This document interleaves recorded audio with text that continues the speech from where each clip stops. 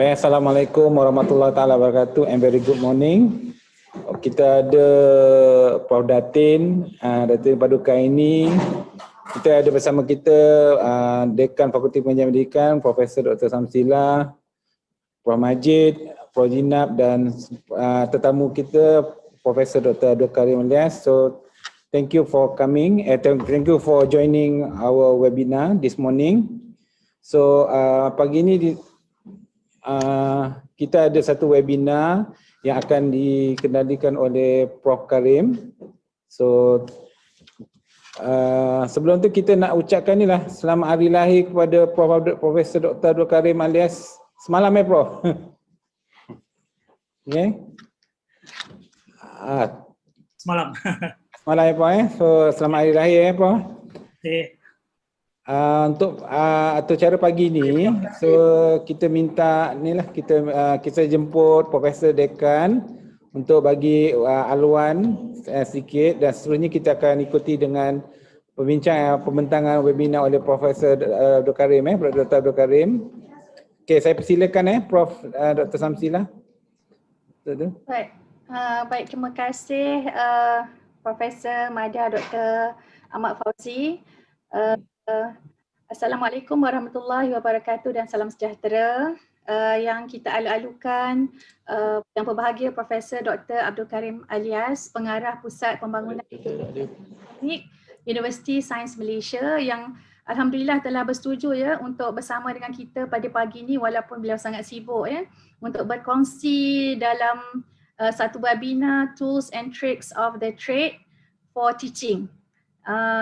Sebenarnya kita memang sekian lama mengharapkan Prof Karim dapat berkongsi dengan kita ilmu beliau. Saya pun sangat respect Prof Karim daripada mula Prof menang AAN lagi. Banyak yang sebenarnya saya ingin belajar daripada Prof dan alhamdulillah lah Prof dapat bersama pada pagi ini. Yang saya hormati dan kasihi Profesor Datin Paduka Setia Datuk Dr. Aini Idris. Alhamdulillah terima kasih dapat bersama. Prof Majid Konting dan ramai lagi rakan-rakan profesor dan juga pensyarah-pensyarah, Profesor Madya, pensyarah junior pun ada, pensyarah senior pun ada. Semuanya tak sabar nak belajar dengan Prof Karim. Bagaimana kita nak berhadapan dalam situasi yang sangat mencabar ini. Di pihak Fakulti Pengajian Pendidikan, kami memang sentiasa boleh katakan on a daily basis lah kami berbincang bagaimanakah cara yang terbaik kerana situasi sangat organik dan sangat dinamik cabaran-cabaran yang datang tu mulanya bersemuka, kemudian hybrid, kemudian fully online. Itu dah cabaran dalam kita nak menyusun perancangan untuk semester depan. Kemudian we are actually faced with so many options to choose from in terms of the tools. So bila banyak sangat tools ni kadang-kadang confused juga. Actually the best way is to do trial and error, but we do not have the luxury to keep doing trial and error. We need to learn from the best. What is the so-called most efficient way in combining, in utilizing the existing tools. Sebab kita pun tak nak macam Prof Karim dah sebut tadi, cognitive overload satu hal, confusion pun satu hal kan. Sometimes unintentionally because we are exploring and experimenting on so many different tools, we might create confusion on the part of the student. So this is actually very tricky. So we hope Prof Karim can share with us what is the best way to go about this, and we hope that we can continue to collaborate with Prof Karim. Ada banyak projek juga kita bincangkan Prof Karim, mudah-mudahan kita dapat continue the collaboration. So I think with that, I really would like to express our most sincere gratitude to Prof Karim for being able to make it today. Terima kasih kepada semua yang bersama dengan kita pada pagi ini. InsyaAllah sama-sama kita dapat belajar daripada Prof Karim hari ini, dan again happy birthday, happy belated birthday to you Prof Karim. Dan with that, terima kasih. Assalamualaikum warahmatullahi wabarakatuh.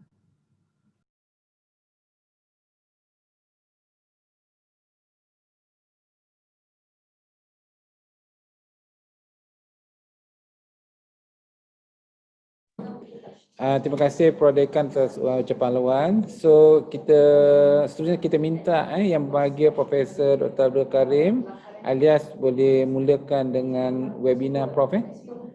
Okey, silakan.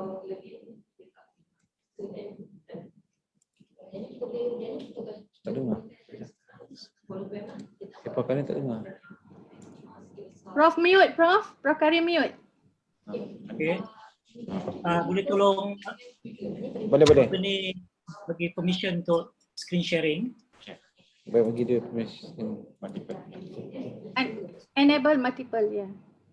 Ya, Okey Prof, dah bagi dah. boleh lah.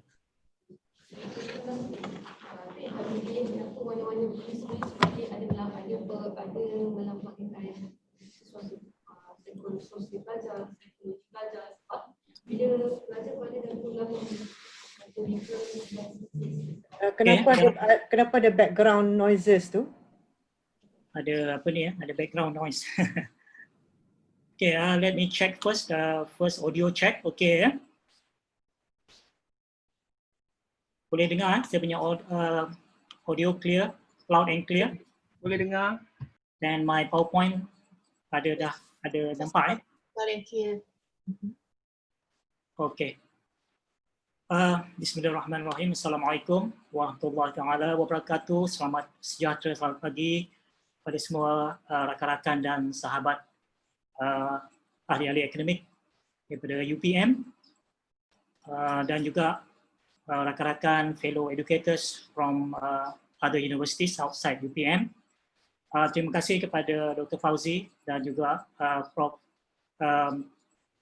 Samsilah yang sudi untuk menjemput saya bagi program pada pagi ini. Dan yang berbahagia Datin Paduka Prof Aini Idris, sahabat-sahabat saya Prof Majid, saya nampak Dr. Aini, Prof Jinab, siapa lagi ya? Ramailah. Alhamdulillah saya ramai yang saya kenali di UPM. Dan it is really a great pleasure. As usual, I love to be around and sharing things with fellow educators, sharing the same passion on education, on teaching and learning, and trying to be the best and deliver the best learning experience for our students. I feel very humble because I know I'm among the experts in the Faculty of Education. Dan mungkin ada yang mengetahui bahawa my background is not from education. My background is dalam teknologi makanan, food technology, macam Prof Jinab juga. But basically, I want to learn also from all fellow educators, especially yang from Faculty of Education, experts, like Prof Majid in assessment dan yang lain-lain ya. Today, I'm going to share some ideas from the practitioner's point of view. So I want to make it very clear. I've been doing this online e-learning thing for a long time, I think about more than 26 years now. So this is from the things that I do, the things that I practice. So this is what I share. I don't do any research on education. So basically what I know mostly is through my own reading and by asking people from the experts and by working together like people like Dato' Amin, Prof. Dato' Amin last time, and many people from education background. I learned a lot from them. So it's actually by experiential learning. Okay, so I give this topic to Dr. Fauzi and he agreed that maybe I can talk about these tools and tricks of the trick for teaching. Okay, so I hope I can share something useful and you will get value for your precious time this morning. So these are some of the things that I'm going to share. I'm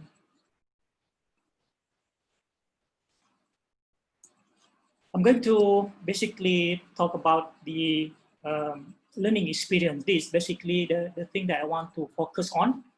And then I'll be sharing with you some of the so-called tools and strategies or tools of the trade and tricks, some tricks that we can use in our classroom. Okay. So first of all, I think let's start with the end in mind. I think we have to look at from the big picture, start with the end in mind. But what is the end in mind? So when I say start with the end in mind, what comes to your mind? Some of you probably will say students. Yes, I think students will be the center and the focus of whatever we do. And I would agree with that. But then to me, the bottom line is ultimately it's about learning. So that's what I strongly believe. When we design our course and deliver our course, whether it's face-to-face or whether it's online, and regardless of the tools that we use, the model, the approach that we use, the bottom line is always about learning. And learning by its nature is messy. So, you know, because learning is messy, we are not supposed to teach linearly. There's no one linear path or there's one single path. There can be many paths. And learning is something that students do, not we do for them. So that's the basic premise. And I would say that the guiding principles. So when we talk about learning, learning is messy, and learning also happens more effectively in a social environment. And therefore, we need to leverage on the social environment, on the interaction between the students, the interaction between the students and the teacher, and the interaction between the students and the content. So learning is messy, learning is not linear, and learning happens when students connect the dots. So connecting the dots, meaning that once the students able to connect the dot with our guidance, with our facilitation, they will make sense. They will make sense of what they learn. And then, you know, if we look at the Bloom taxonomy, they'll be able now to go higher in the so-called the cognitive level in the Bloom taxonomy. They will be able to now apply. They will be able to evaluate, synthesize, and even create something. Okay, so recently we just in USA we just finished a 2 weeks intensive program for young lecturers, or for new lecturers rather, and I'm responsible. My center is responsible actually to run this program, 2 weeks intensive program.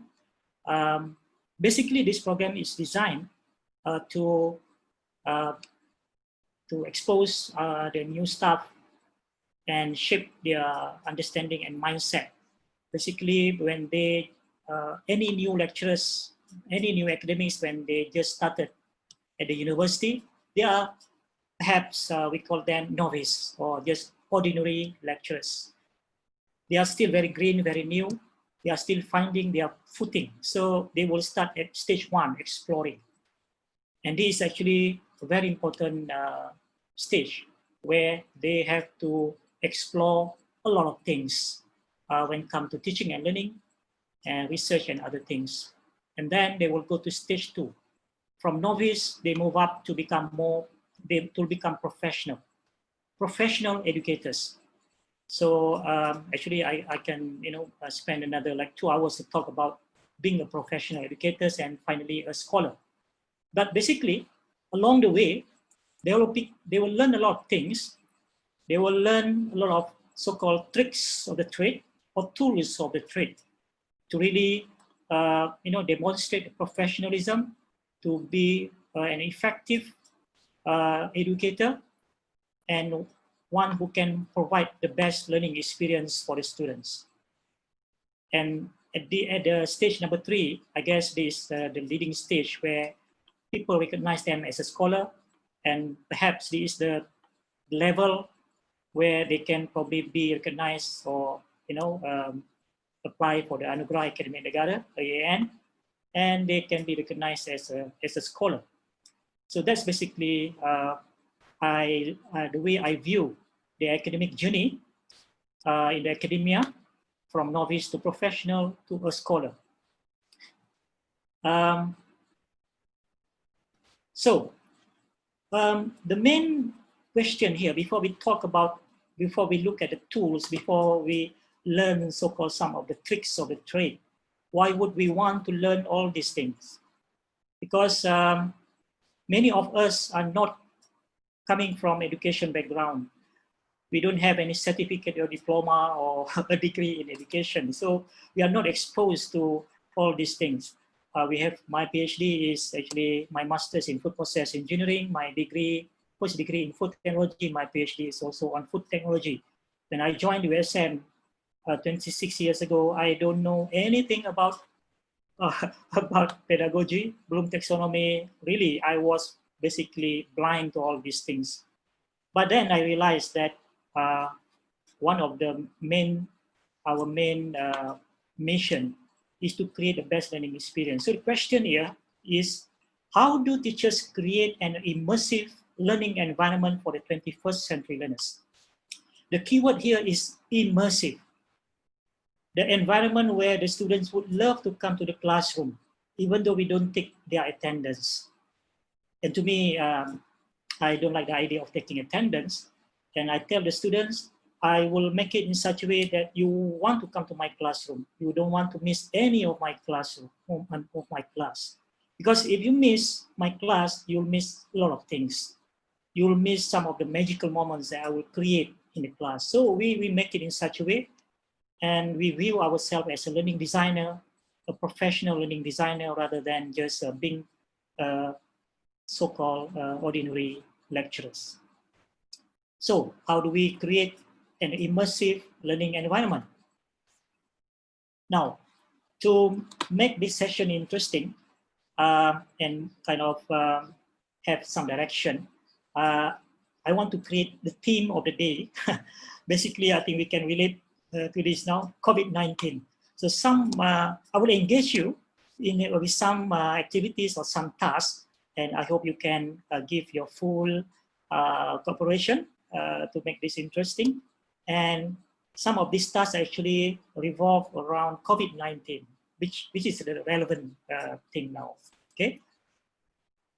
Now, let's start, let's pretend. Last week, we had a class about COVID-19, okay?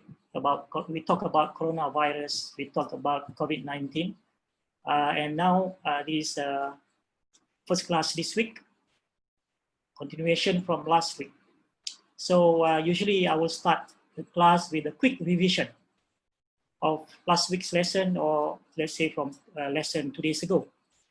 So now, what I want to do now, I will pick the participants randomly and just pretend that you I ask you to do a quick revision. Just pretend, just give a very quick, like 1 minute or less than 1 minute things. Pretend that you have learned something from last week's class. Yeah. So for that, let me switch to the first tool. The first tool of the trade. Maybe some of you have used this. This is actually the Wheel of Fortune, or the Roda Impian. Dr. Fauzi has given me a list. I think it's not a complete list, but I just, for the purpose of this exercise this morning, I put those names in the list.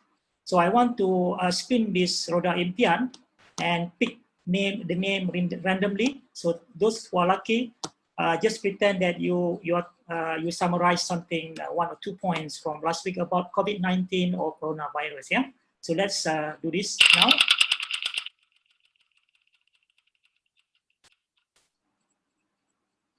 So imagine the students in my class, yeah?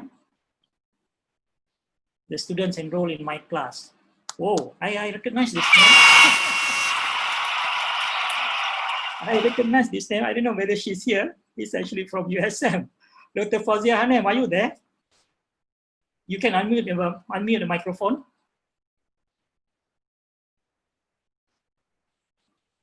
Dr. Fauzia Hanem, are you there? Okay, so no reply. Maybe she's not there. So let me spin the Roda Impian again.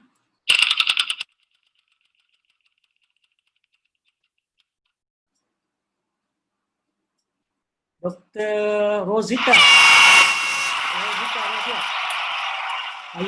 Are you there? Are you in the session now? You can unmute the microphone. Okay. So if this is in my class, so I know these two students are not present, so they are absent. So that's one way I know how whether they are here or not, or whether their name is there, but they are not on their in front of their computer. That's one way to check, a quick check. Okay, let's try again for the third time. Otherwise, we will ask for volunteer now because it seems that the person not in the session now. Okay, now we have Muhammad. From UPM. Yes, this one should be from UPM because it's this given by Dr. Fauzi. Is Dr. Muhammad Hafiz here in the session? Okay. For some reason, all the names are not in the session now, so I will remove the name. So now maybe I don't want to continue spinning this roda impian because I don't know whether people are present or not. Maybe I can get one volunteer. Anyone volunteer, just pretend that you have learned in the last week in the class something about COVID-19, and maybe you want to summarize one point, just one point. Anyone would like to volunteer? You can unmute the microphone now. Me, Tengku Fadila. Tengku, oh yeah, how are you? I saw your name just now. Yeah, just pretend that you summarize from what we have learned last week. Yeah, I found out that you have thought that COVID-19's vaccine is still not available, so we have to practice strict SOP, and with the alarming increase of COVID in Malaysia, what they call it, there could be some changes in the way we'll be the way you'll be conducting classes for our course. Will that be okay? Yes. Thank you very much. Thank you very much. We are just pretending that we have learned that last week, right? So I believe all of you, before you start your class, you always kind of recap or revise what the students have learned in the previous class. And usually, if we do this as a routine thing, the students would be prepared because they know they have to give a quick summary before the start of the class. Of course, they have to reflect. They have to do the reflection also at the end of the class. So basically, one of the things I learned from the experts is this one. Yeah, I love this one. The idea of getting events of instruction here. We can see here, starting from gaining attention of the students, because we have to remember the students are always very distracted. So how do we gain their attention? And especially when we are in the online environment just now. Okay, so one of the many ways just now, like we can use that border impian kind of activity, call up their name randomly so that they always be on alert, on full alert. Then we can inform learner of the objective. So just now I show the slides on basically the agenda for this morning session. And what I did just now is basically to recall, to stimulate recall of prior learning, or if this is a new class, so maybe we want to check their prior learning to see what kind of baseline knowledge that they bring into the classroom, or if there is a we have the classes previously or last week, we can do this activity so that they can recall and give a quick summary of what they have learned, the essence of intipati, what they have learned in the previous class. And then we can start to present the information, provide guidance,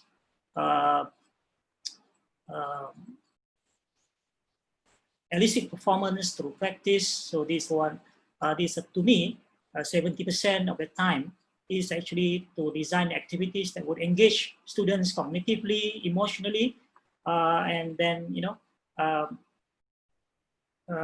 they can really discover the content through activities that we have designed to them. This is basically the active learning in the real sense. Then we will provide feedback, reflection, assess performance, and enhance retention and transfer of learning. These are the so-called the 9 events in the Ghanaian events of instruction that I learned from the expert. So basically, this would trigger curiosity in the students, facilitate learning, and enhance retention. So this is one of the approaches that I use when I design my course using one of this model.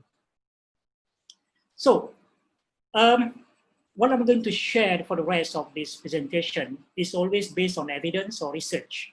And one of my favorite book, yeah, I have the book in front of me here. You know, yeah, you can see How Learning Works. I love this book. I have actually a signed copy from the authors.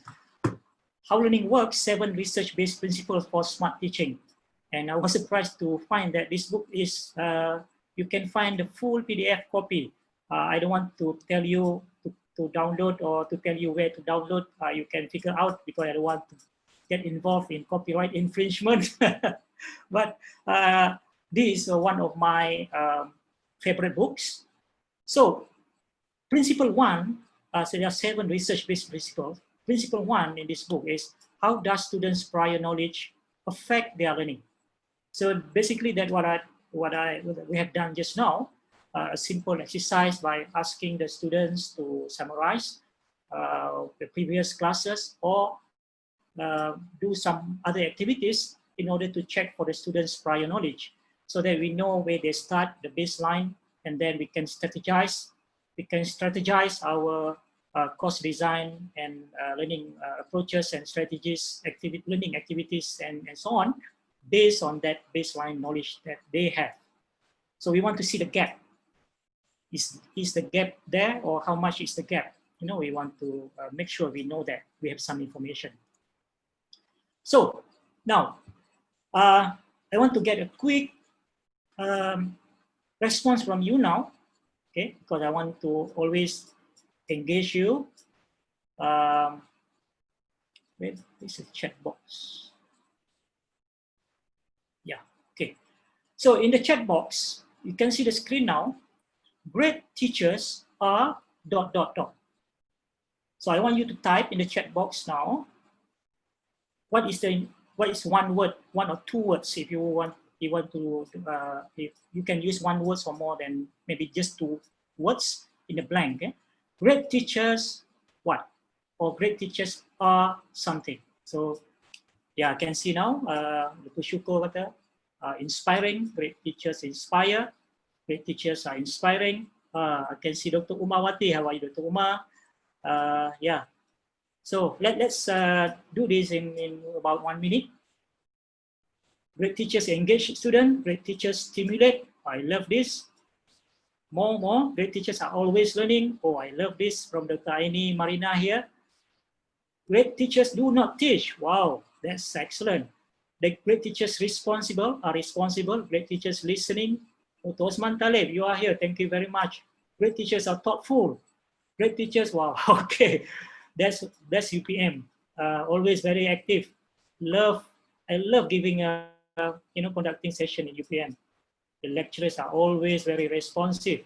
Spread the knowledge, caring, understanding. Great teachers walk the talk. Great teachers go the extra mile. Design learning. Dr. Mahayaton from USM. That's one of our new lecturers. Dr. Amira, remember, great teachers help students discover themselves. Great teachers are giving. Whoa, this is great. Great teachers are strong communicators. Great teachers are those who are able to adapt to the learning environment and understanding their students' learning difficulties. Great teachers touch your heart. If you are from USM, I'm expecting you give 1 word, which I have shared recently. I'm looking for this word. Great teachers are strong communicators. Great teachers show improving. Great teachers show good example. Focus on collaboration. Great teachers, amazing. All right, thank you so much. Really appreciate great teachers, innovative and inspire. Okay, keep on sending your your responses here. Really appreciate this the kind of response and interaction that we want to get in our classroom, whether it's face-to-face, whether it's online learning. Imagine if you are doing this in face-to-face. Okay, guys, great teachers are what? So, you can see the classroom become very, very alive, become very lively, become very vibrant. Everyone, want to share their thought. And online, we can do this simple chat box is good enough. You don't have to go for, state-of-the-art so-called tools. Great. So now, from me, and this is my own belief and my own words, yeah. Great teachers are unpredictable. Okay, great teachers are unpredictable. Imagine every time you step into the classroom, or every time when you have this online session, for example, the students are curious what you're going to do this time. Because every time you go into the classroom or you conduct any classroom session, you always have a new tricks up your sleeve. You always, have bags of tricks up, up your sleeve. You will do different things every time. You will bring the so-called, you create the magical moments in your classroom. You always get your students very alert, very excited, very, create that kind of immersive learning environment that I mentioned just now. So much so that the students, can't wait for you to come to start the classroom. So much so that they don't want the classroom to end, because they will forget about time. They are so engrossed, they are so immersed, and they enjoy every moment of it. But of course, they will have great fun, but of course, ultimately, the bottom line, learning must happen. So of course, there is some form of assessment that we have to do. Our expert, Prof. Majid, don't ask me what, the assessment part, because you are more the expert. You can share with us. We must also have some form of assessment to make sure learning happen. So great teachers are unpredictable. You always have the toolbox. You always have a lot of tools and strategies in your toolbox that you can pick up, just like picking up a rabbit from, from the magician hat. You have so many things that you can do. Just like a buffet of things, buffet of tools, buffet of tricks, buffet of strategies that you can put them together even at the 11th hour. Okay, so thank you so much again. So this is one takeaway from me: great teachers are unpredictable. They always have a bag of tricks up their sleeve. Yeah. Okay. By the way, I forgot to mention earlier, all the slides that I'm going to share, I have what 70 plus slides. I'm giving this slide the link to download all the slides, and I'm giving also two other things, two other so-called gift to you, and all these towards on the last slide. So please bear with me. Wait until the last slide before I give you all the links here. Okay, I'm feeling very excited now because I can see the participants are very responsive. Now let's move on. So when I say about creating the magical moments and have a bag of tricks up your sleeve, so that you can get your students very excited, wanting to come, loving the moment that they have, they spend in your classroom.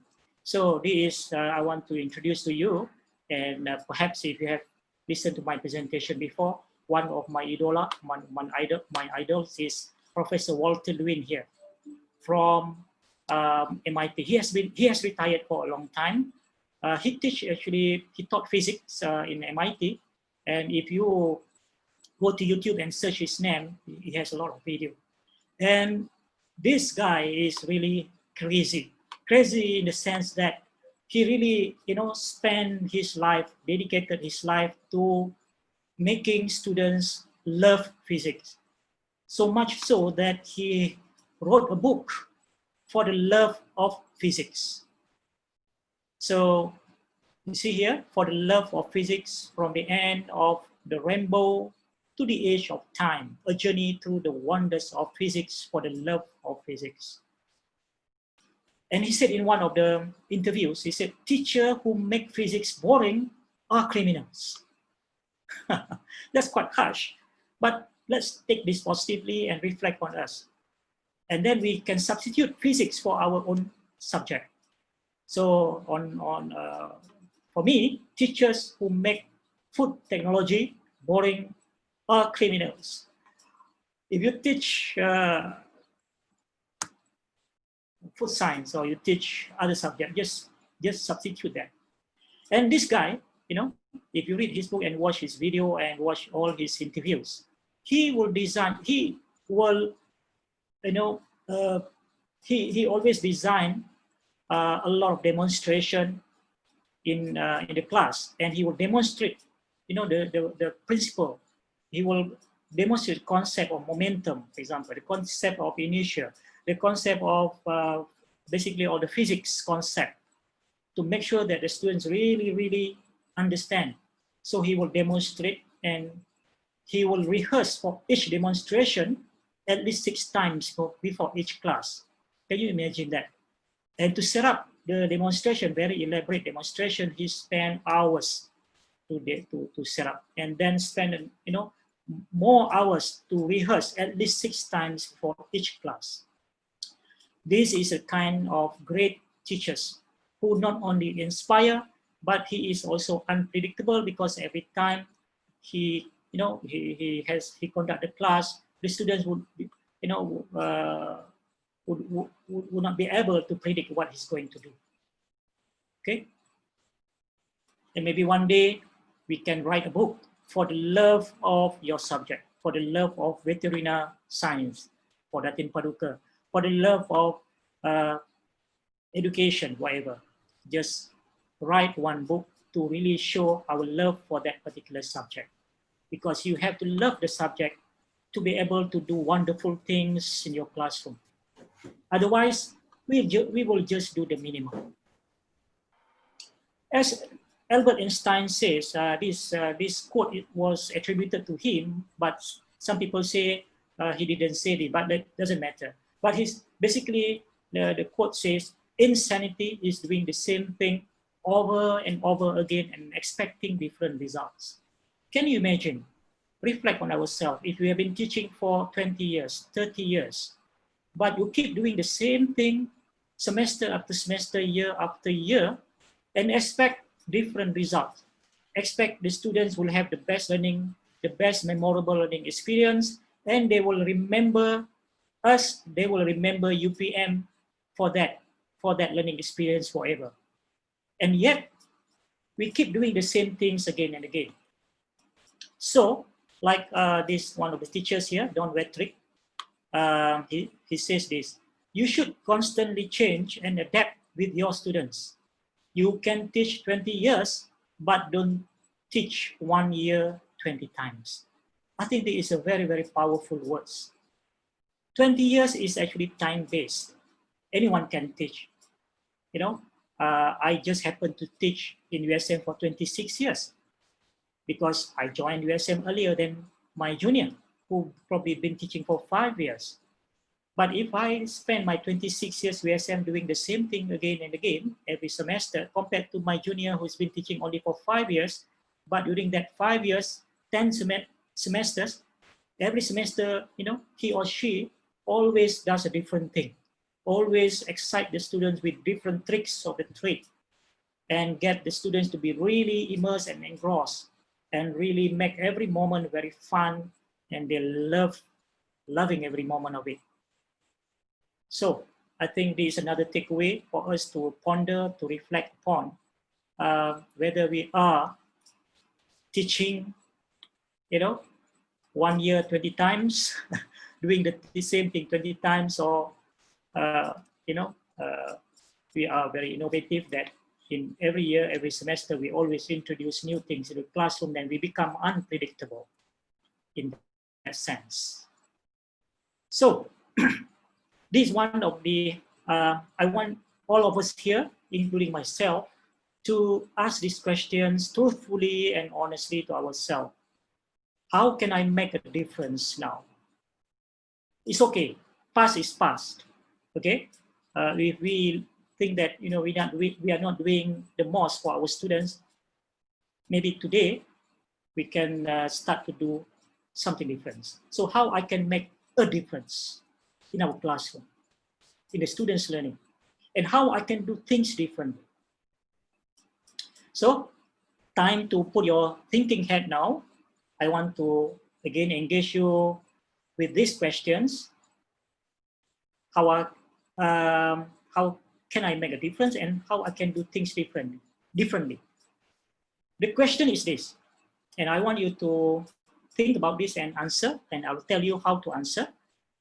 Think of one small change, only one small change you can make in your teaching strategy that will have a significant impact on students' engagement. You don't have to be very ambitious. One small change that you can do tomorrow or next week in your class, but that will bring about significant impact on your students' engagement. Now, I give you 1 minute to think. Then when you are ready, please go to this link. And the tool that I'm using is called WooClap. Yeah, funny name, WooClap. So just go to www.wooclap.com and that XUORJJ capital letters. And just very short, one sentence maybe. What is that one small change? You don't have to explain the impact or how you want to do it. Just what is it? What is that one small change that you can introduce in your class next week or tomorrow if you have a class tomorrow? Okay, so I will keep quiet for 1 minute, and then I have a timer here, and then I will switch to the screen to show the results. Yeah. Okay, let me put the timer now. 1 minute. Doctor, may I ask a question, Doctor? About Yes. this WooClap. By the way, I'm Nasno from UPM, Department of Sports Studies. Okay, this WooClap, do I need to type my statement? Yes, you have to type the statement. Yeah. Because when I open it, I need to create an account. What? Okay, let me check. Yeah. Oh, sorry. Maybe hold on. Yeah. Maybe I forgot to do something. Yeah. Kejap ya. Kejap ya. Oh, mungkin belum startkan lagi ya. Oh, lama. Thank you, Dr. Nasno. Welcome. Okay. Yeah. So now maybe okay, good. Yeah. So there's a link up there. wooclap.com XUORJJ. Tadi saya lupa nak start the activity. Boleh dah kot, Dr. Nasno? Oops. Apa? I ada timer juga on the screen if you notice on the bottom left, yeah. So I dah set timer 2 minit.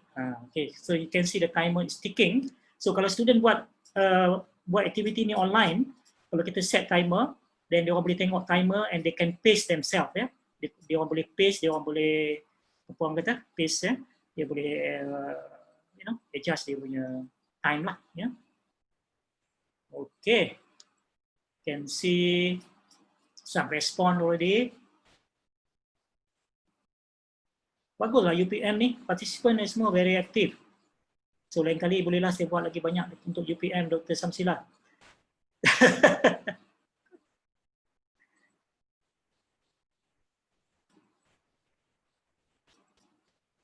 Alright.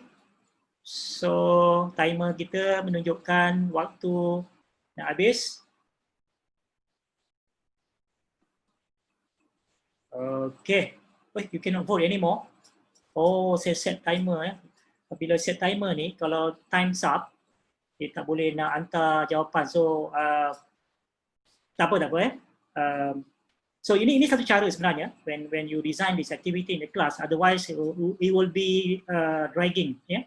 So you can set a timer either independently gunakan your phone or whatever timer that you have, or you can set the timer in the application itself, so that the students would know. When you do this activity, when you say 3 minutes, it means 3 minutes because after 3 minutes they cannot send the response.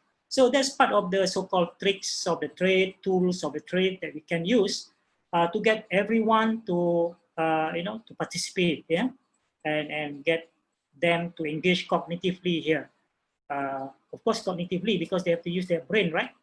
Whether they, what level of this engagement, cognitive engagement, depends on what kind of question that you design for them. And this can be a very simple questions to for recall, factual recall, or it can be very high level question where you give them more time, ample time, and really get them into deep cognitive engagement, apply their critical thinking, apply what they have learned. Maybe you allow them also to Google dan sebagainya, but the bottom line is to get them to engage and then respond. So let's see whatever responses that we have so far. You can see 11 responses here, as you can see on the bottom right hand corner. Prof, can I give my answer, Prof? Because I don't have time just now to type. Oh, apa ni, saya dah set ni supaya bila timer habis you cannot vote anymore. Okay. Tak apa. Thank you very much. Itu spirit yang kita nak tu. Tak apa. Apa ni, so kita tengok so one small change, prepare interesting activity early. Okay, game, sedekah, monetary reward. Wow, ini mungkin from Dr. Ma'an kot. Sincerity and be yourself. Speak with emotions, not monotonous. Add interactive content. Try to remember students' name. I love this. Yeah, it's good. It's good to remember students' name. It makes a lot of difference. Using WooClap to get instant responses. Okay, I'm using WooClap now. Autonomous learning, discard boring PowerPoint slides. I teach physiology. I like to adopt the storytelling approach this semester. Dr. Aini. Storytelling approach. I have a plan to conduct one session on this one because I discovered a few tools, very interesting tool, where you can do storytelling and scenario-based learning as well. Branching scenario dan sebagainya. Actually, I conducted one session recently at MMU, but since then I've learned a few more tricks, a few more tools to really make storytelling become alive. Yeah.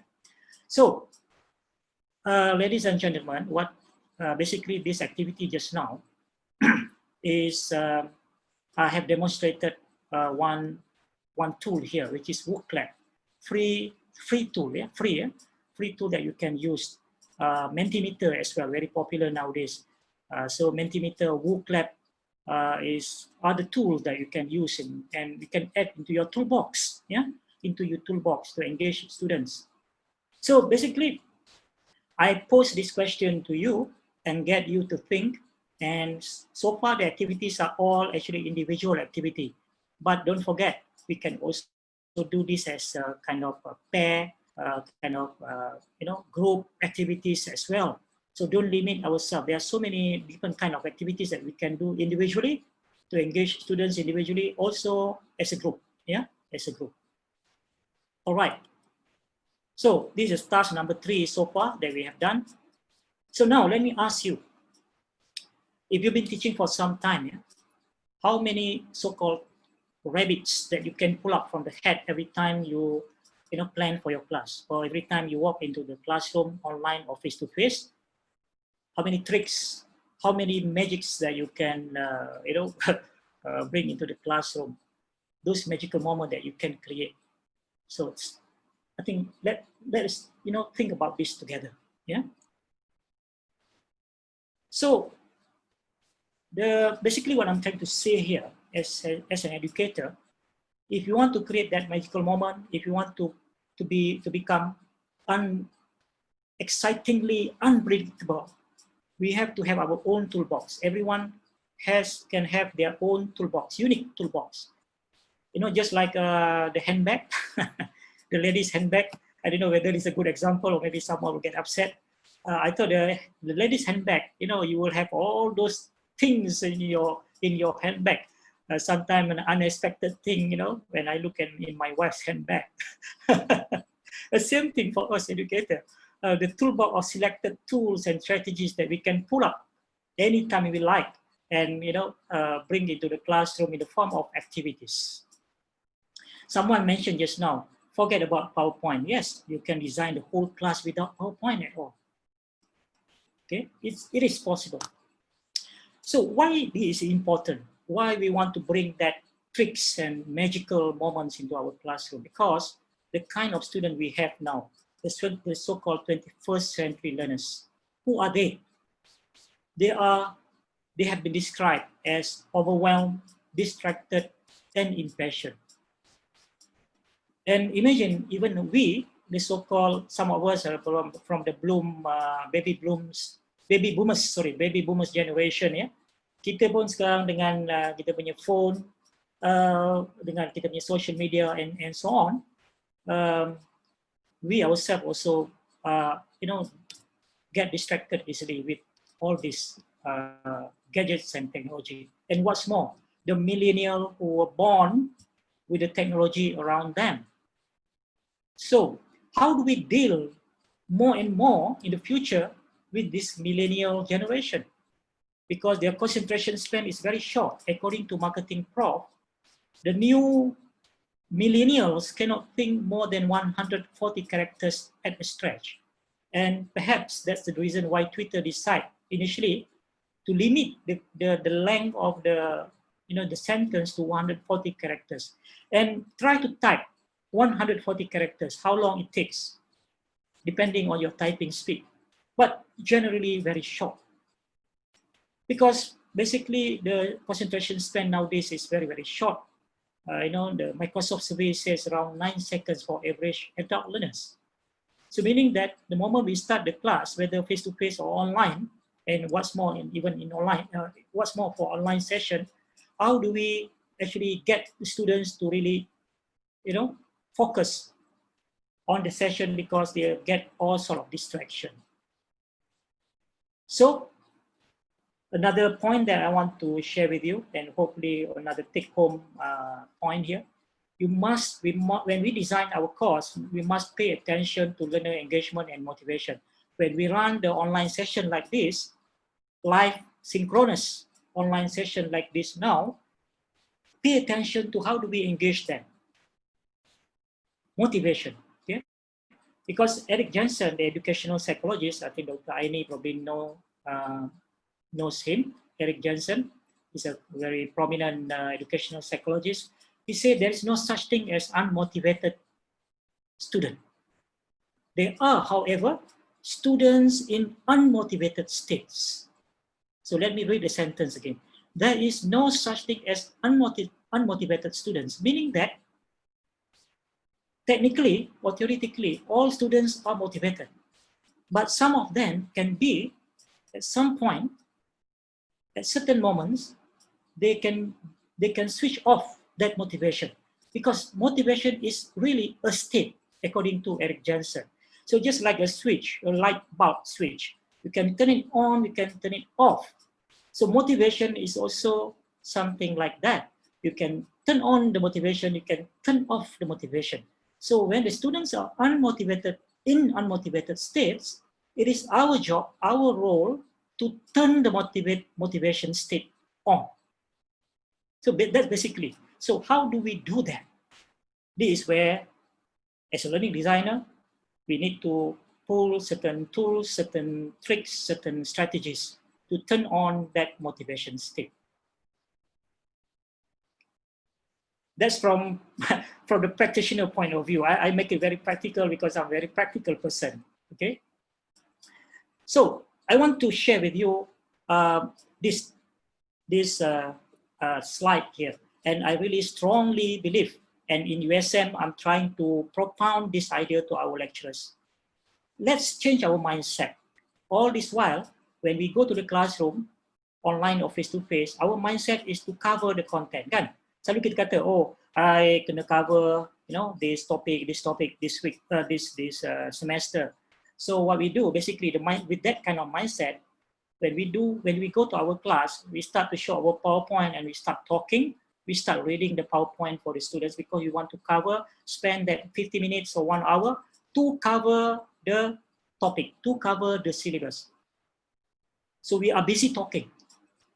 We are not busy engaging the student, and the students are busy listening and taking notes. This has been going on for so long. In the 20th century, 19th century, and so on. In the 21st century, I think we need to flip this idea.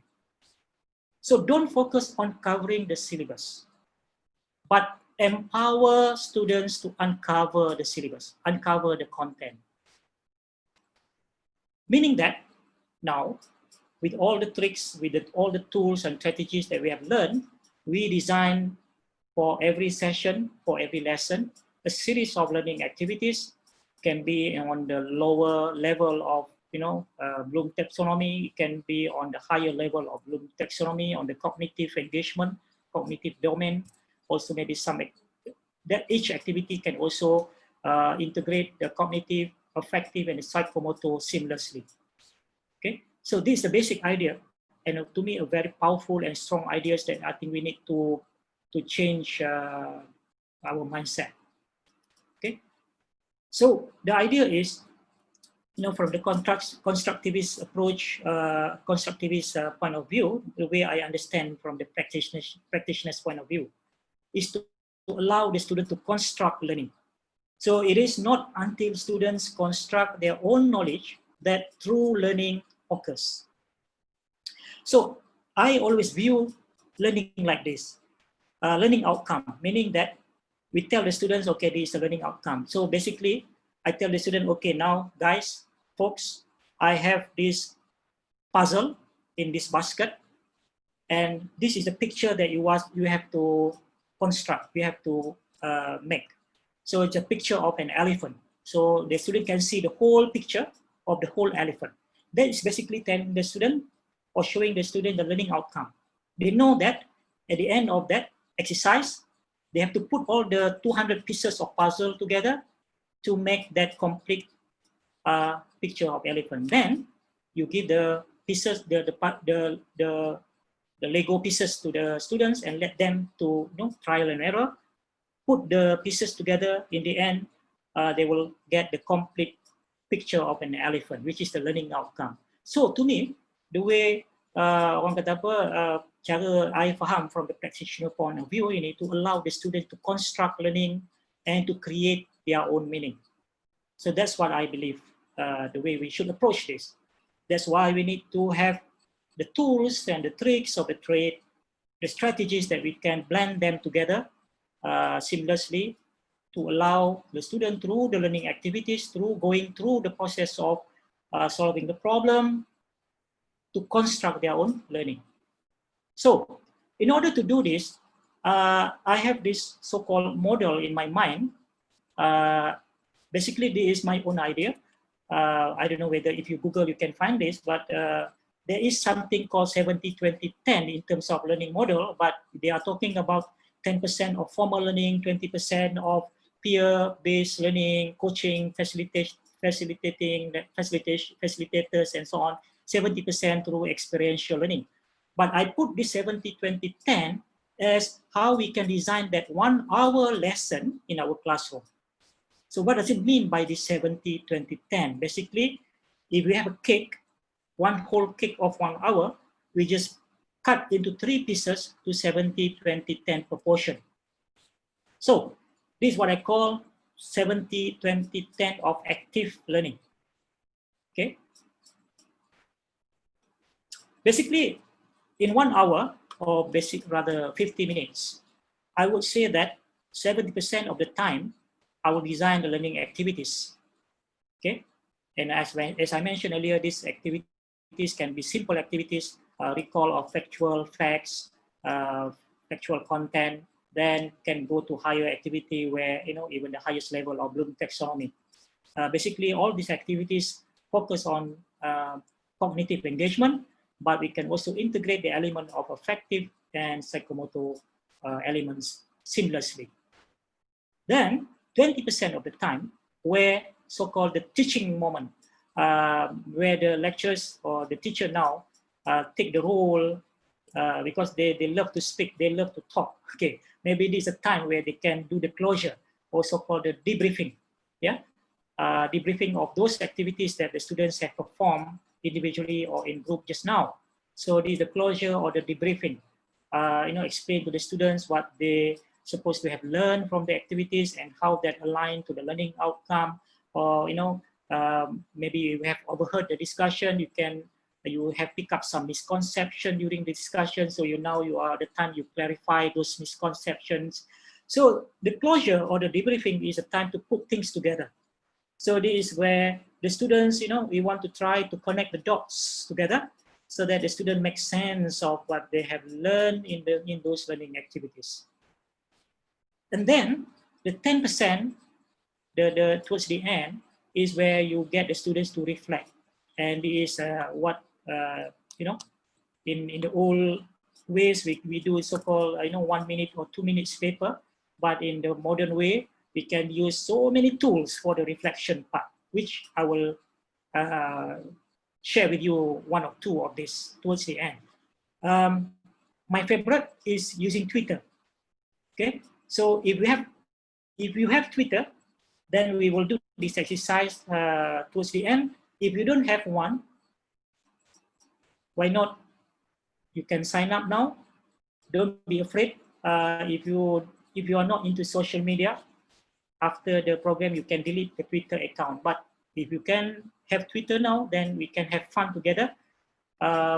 Basically, I want you to summarize only one point from the whole session towards the end using Twitter, which basically how I do it with my students. Yeah. Imagine 1 hour session. You tell them to tweet 140 characters long, but now I think they can go up to 280, double the characters, double the length now. But it's going to be very short and concise.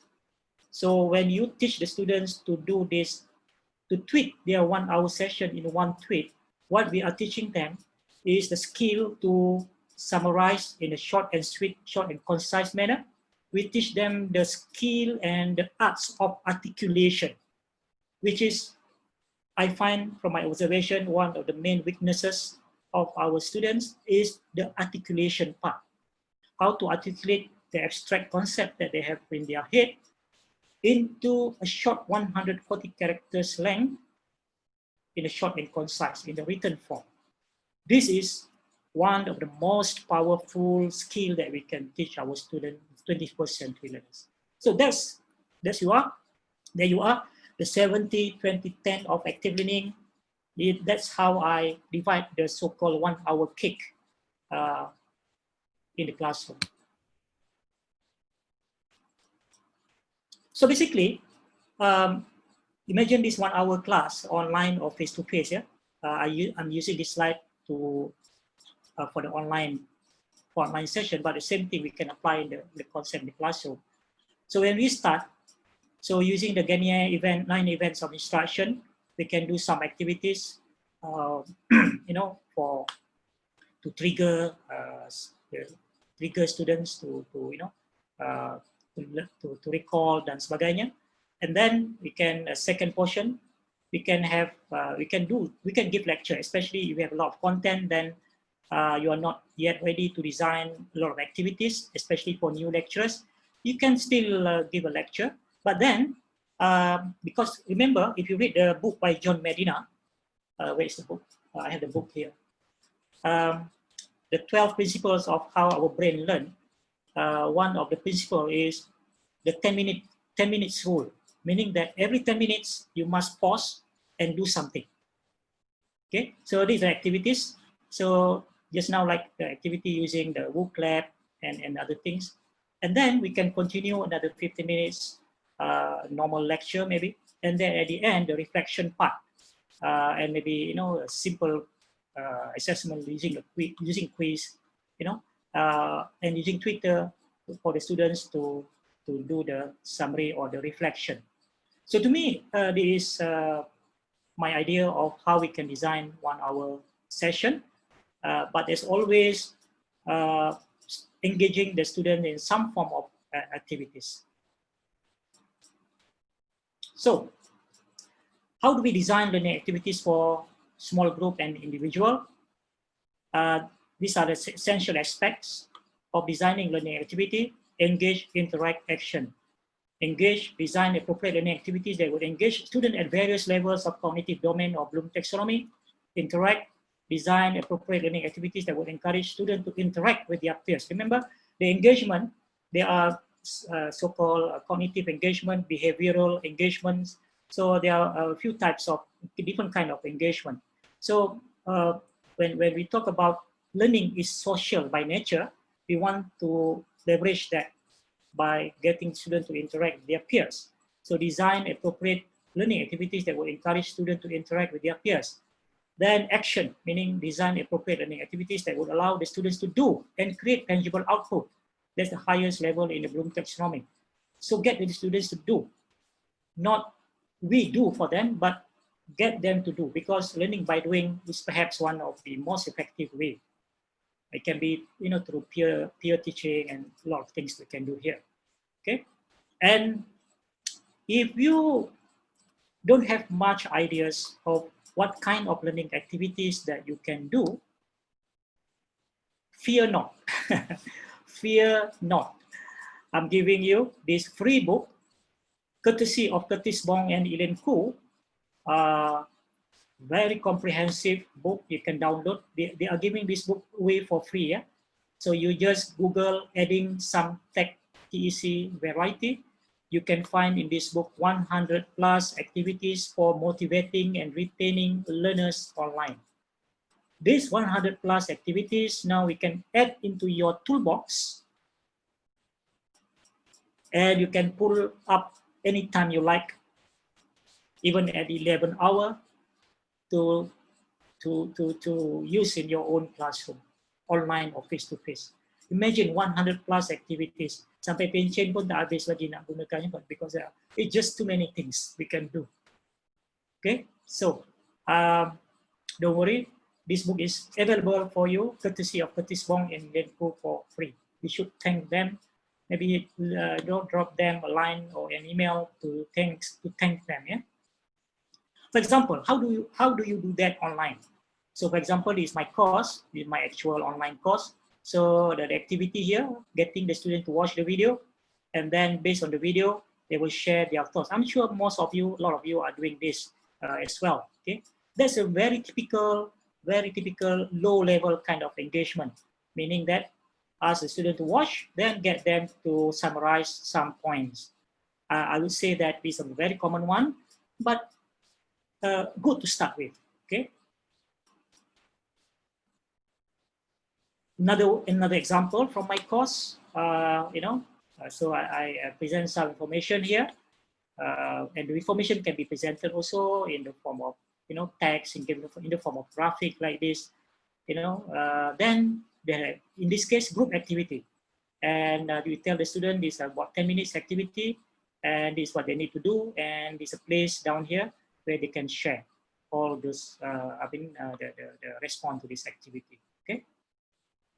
And in online course, for example, I can create different groups like this, and I can put students in different groups, and they can do the activities, the discussion in the group, and I can monitor. I am a member of each group because I can monitor. I can go in anytime and give my input, or I can do intervention if necessary. If I can see the discussion is going on the wrong direction, I can intervene and I can put them back on the right track. So all this is actually in the learning platform. In this case, we are using Open Learning here, a very, very good learning platform. I'm not promoting Open Learning here, don't get me wrong, but that's what we are using in USM.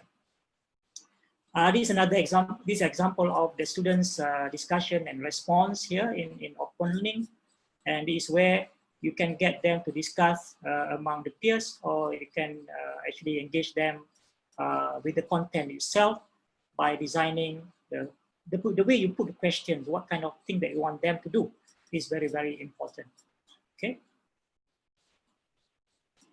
Now, another aspect I want to stress here, don't be afraid of technology. We must leverage technology. The tools of technology are there. They're mostly available free and they are very powerful, but we have to learn how to use these tools correctly. I always say these words when it comes to tools. A fool with a tool is still a fool. So don't be afraid of technology, because you want to be the master of technology, not the slave of technology. And the same goes for social media. Don't be afraid of social media.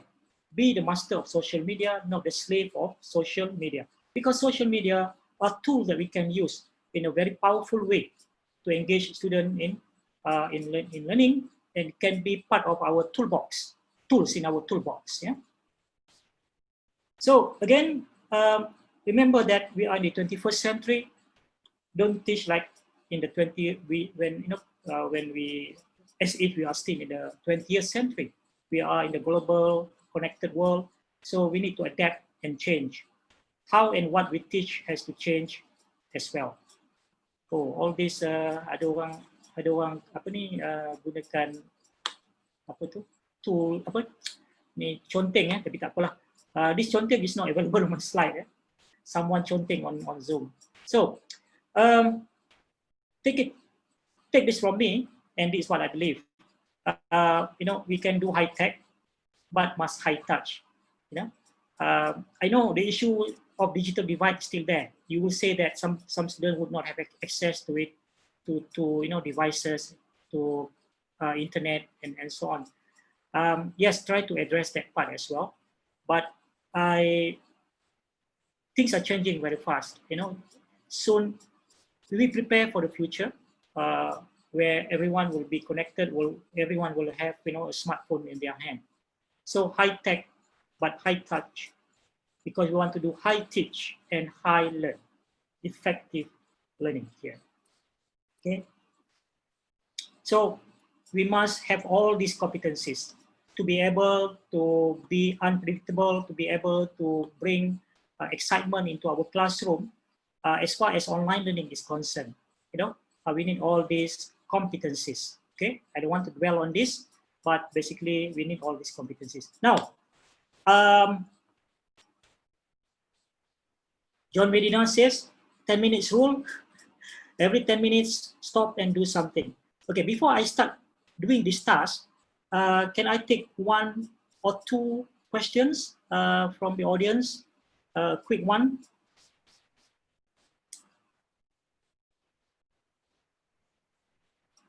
Okay, if there's no questions, later on you can ask also. So let's do this task, okay? Task number 4 here. Now, imagine the scenario is we are pretending that our subject matter is COVID-19, yeah? So last week, or maybe this is a new class, a new group of students. So I don't know how much the students knows about about COVID-19. So I want to know the baseline. By the way, can anyone who controls Zoom over there, can you all delete this line ni? Tadi ada someone conteng ni, so it doesn't look good on the screen. I don't know whether you see this line or not. Tak apalah, dia tapi mengganggu juga lah kan, nampak the line tu. Anyway, we pretend that this is a new class, a new batch of students, and I want to check the prior knowledge. How much do we know about COVID-19? Okay, so I have prepared 11 questions for you, and try to answer as much as you can about COVID-19. Yeah. So to do this, I want you to go to website socrative.com. Okay, socrative.com now, and then click sign in as student. Then you just wait. Okay, so socrative.com and sign in as student. You get?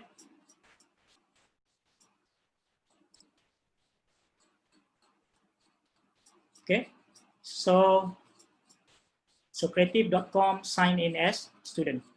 You should be seeing this website. Socrative.com, then you click login, then log in as student, because it will ask you, are you a student or teacher, right? Okay, now I want to switch to the screen, to the quiz. Okay, so this is from the teacher side. From the teacher side, this is how it looks like. I don't know how many of you are familiar with Socrative, but this one, I'm introducing another tool called Socrative if you are not familiar. And now you'll be using this from the students' perspective. And I'm launching the quiz now from the teacher's side. Please confirm whether you like to. Prof, what is the room name? Okay. Tunggu sebentar ya. Okay, saya nak launch dulu. Ya. Okay, launch this. Next.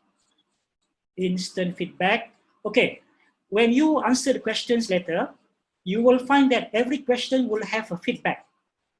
Okay, will have a feedback. Now, imagine I ask you to do this exercise before you come to the class tomorrow or next week. So now when you answer the question, you can also refer to Google or to notes, whatever notes that you have, to books that you have, then you can answer. So, I allow the students to do all the reading they can before they answer. Then after they have answered the question, whether it's wrong or correct or incorrect, they will get a feedback. And imagine this, they'll do all this before they come to the classroom. This is a flipped classroom concept, right? So meaning that when they come to the classroom next week or tomorrow, they have got something already. They have some substance already. They don't come with zero or blank, yeah? So I will require a question, and I want you to also put your name, yeah? If you are reluctant to put your real name, you can put your nickname. Then show question feedback, then show final score as well. Okay, then open navigation, yes, require names, show final score. Okay, now I will click start. Now the room number is IMK, you can see the top screen here, IMK 209. IMK 209.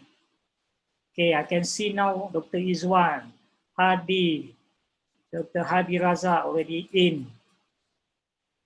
So Dr. Mahayatun already in. Dr. Nolzihani, and all right. So come on, let's do it now, yeah? Let's have fun. Okay, I can see the students are coming in now. Right. Don't start. Oh, okay. Yeah. Okay. Some of you already started. Okay. Go on. Go on. I will hide the screen and I will give you 2 minutes to do this exercise. Okay.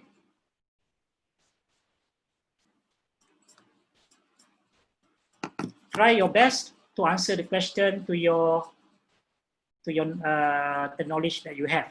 Yeah.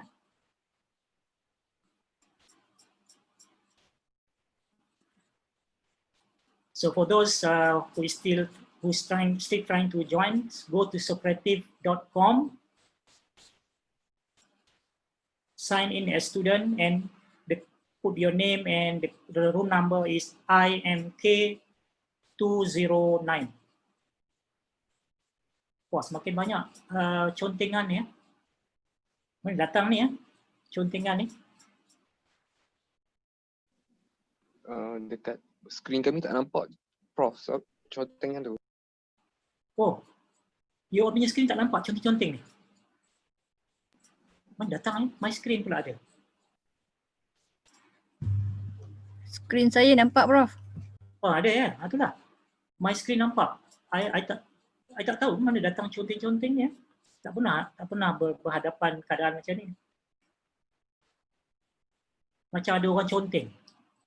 Ada orang sabotaj ni. COVID, Prof. COVID, betul.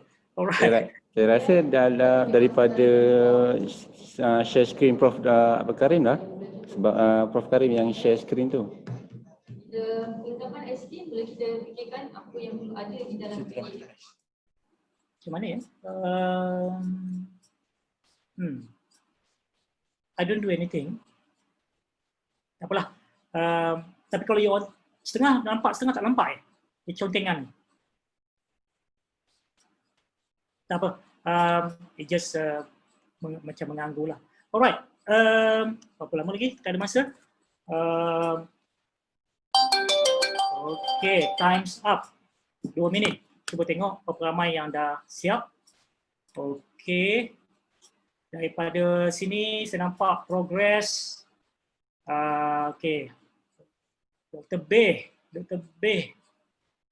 Is this Dr. Bay from USM? Okay, can see ada few yang dah buat 100%. Masih ramai lagi yang belum siap. Okay, tak apa, kita tunggu 1 minit lagi ya. Kita bagi 1 minit lagi ya. Kita bagi 1 minit lagi.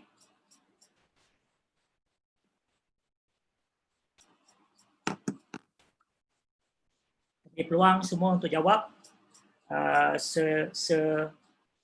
sedaya upaya.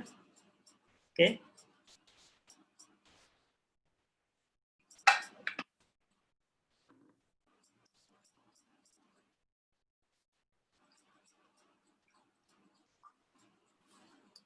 Alright. So while answering this quiz, what I'm trying to do now, I'm using Socrative as a way to, in this case, to check prior knowledge of the new students who come to my class for this course. But I can use, actually, Socrative is one of my favorite all-time tools. Yeah, I use this for my flipped classroom, so the student have to do the quiz before they come to the classroom, and I use Socrative during the classroom also, you know, and also I use Socrative after the class as a reinforcement, yeah, to check whether they really, you know, they have got everything from that particular lesson. So Socrative is really a powerful tool that you can use for this purpose. So this is one of the tools that I would say you must have in your toolbox. Yeah, tools of the trade that you must have in your toolbox. So the reason why I love Socrative, because it's such a powerful tool. I can do this exercise and I can see we have done the exercise, and today without taking attendance, I already know who are present, who are absent in the class. So that's how I take attendance, by doing this kind of activities. And I can see who have completed, who have not completed this exercise. And I can see a quick glance of the score. Don't worry about the score. Wow, UPM. Congratulations, all of you. I can see here. Well, the passing mark is 20. I want to give everyone to pass. The passing mark is 20, so UPM, congratulations, all of you pass this quiz. And who is the highest scorer? Dr. Aini Marina, 91%. Dr. Faiza, 91%. Dr. Nabila, 91%. Dr. Wong, Dr. Zalina, 82%. Congratulations, no present for you. Okay, if this is prior knowledge, kind of baseline knowledge that I want to check with my new students, well, it's not very concerning. I can see red means wrong answer, green means correct answer. Okay, and then I can do itemized analysis here from these questions. I have how many? 11 questions here. But if I want to focus my time in the class now, I know I have to focus on question number 7 here. I can click to see what is question number 7. Okay, there's a lot of misconception here. So I can spend my time in the classroom focusing more on this. Question number 8. A lot of people get it wrong. Only how many percent? Only 20%, 23%, 14% get it right. So I know these are my focus area. Number 8 here. A lot of misconception maybe. Are people living with HIV always more at risk? What a correct answer here. So I can spend more time here. So you see, my dear colleagues, these are the tools of the trade. Powerful tool that quickly we can get a glance of the students' understanding, the students' baseline knowledge or prior knowledge, or if this is actually a quiz after the class, I can see here, whoa, the students still didn't get, didn't get it, because I would expect after the class, I would say, 99% will be green and very little red here. So that's basically one of the tool that I have in my toolbox, and probably you might want to have in your toolbox as well. So creative. So that brings me to principle number 4. Let me check. Dr. Fauzi, if I'm not mistaken, from the program, sorry, I have to check very quickly here whether I'm on.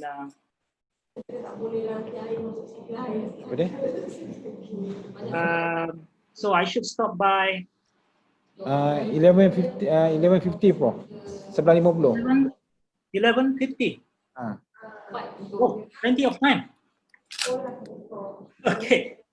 Are you still with me? Okay. We feel very engaged with you. Tapi kalau Prof nak Q&A boleh ke Prof? It's up to Prof. Okay.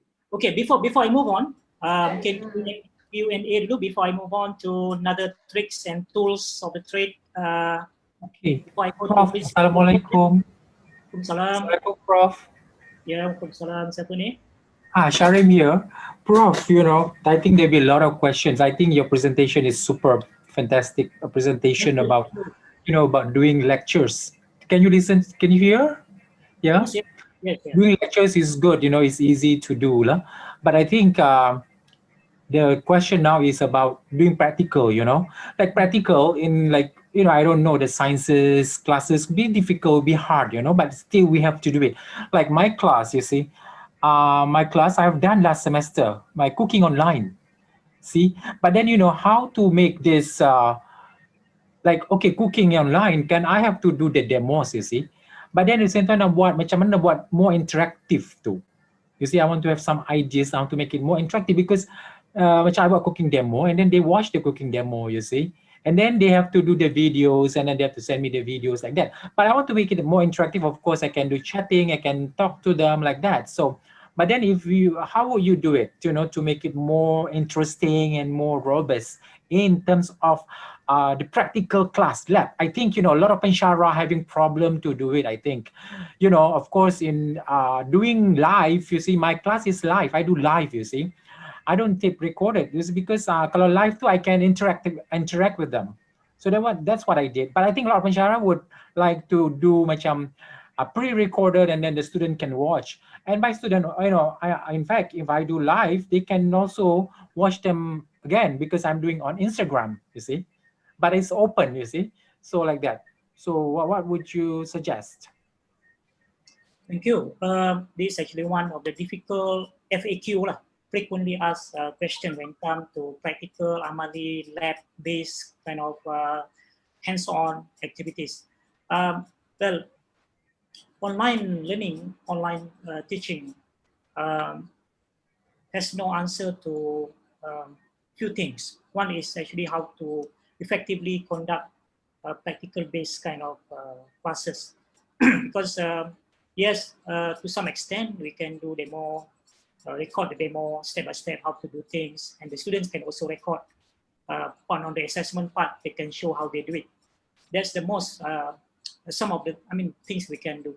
The virtual kind of you know, the VLE environment, the virtual learning environment, where we can get the students to come into the VLE.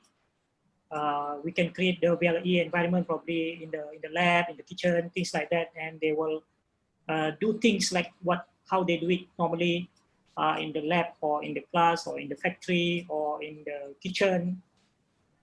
Those are the things probably the virtual learning environment. But we need to have the right tools.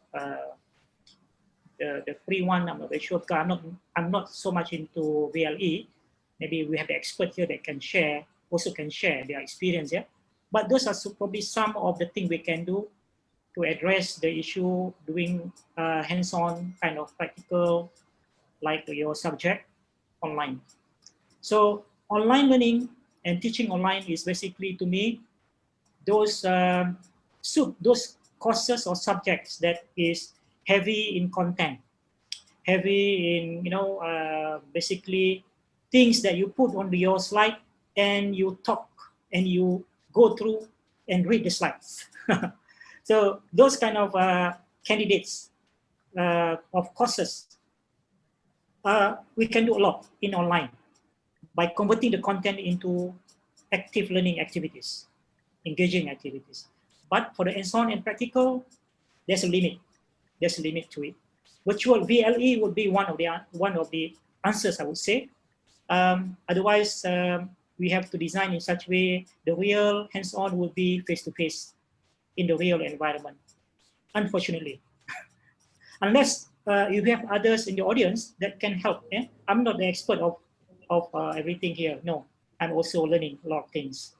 So I can invite, if we can invite others to jump in and share their experience as well. Okay, do we have other questions or anyone who would like to jump in and share? Feel free, don't hesitate. Thank you, Prof. Thank you very much, Dr. Shahim. Yeah? Shahim. I hope that would be enough to answer. Maybe another question before we move on, because it's Prof, good to, yeah. I'm Hadi. Okay, I would like to ask a question. Okay, when we want to implement or apply this tool or tricks, so how do we cope with the people who didn't want to change? So what do we get is when we try to suggest a new way of works, we will get a negative response such as banyak kerja lah, so susah lah and everything. So how do we cope with this kind of thing? Thank you, Prof. Well, there's always how do we approach people who are reluctant to embark on new things. Well, I guess I think we have to me, there are many ways, but I think this so-called reluctant people, they must have reasons why they are reluctant. Maybe, maybe they feel that they don't have the skills needed. For example, like say doing all sort of thing online, or even in the classroom. They are so used with the kind of teacher-centered and teaching-centered kind of approach. They are reluctant because they are too comfortable. They don't want to learn new things, or maybe they don't see the value.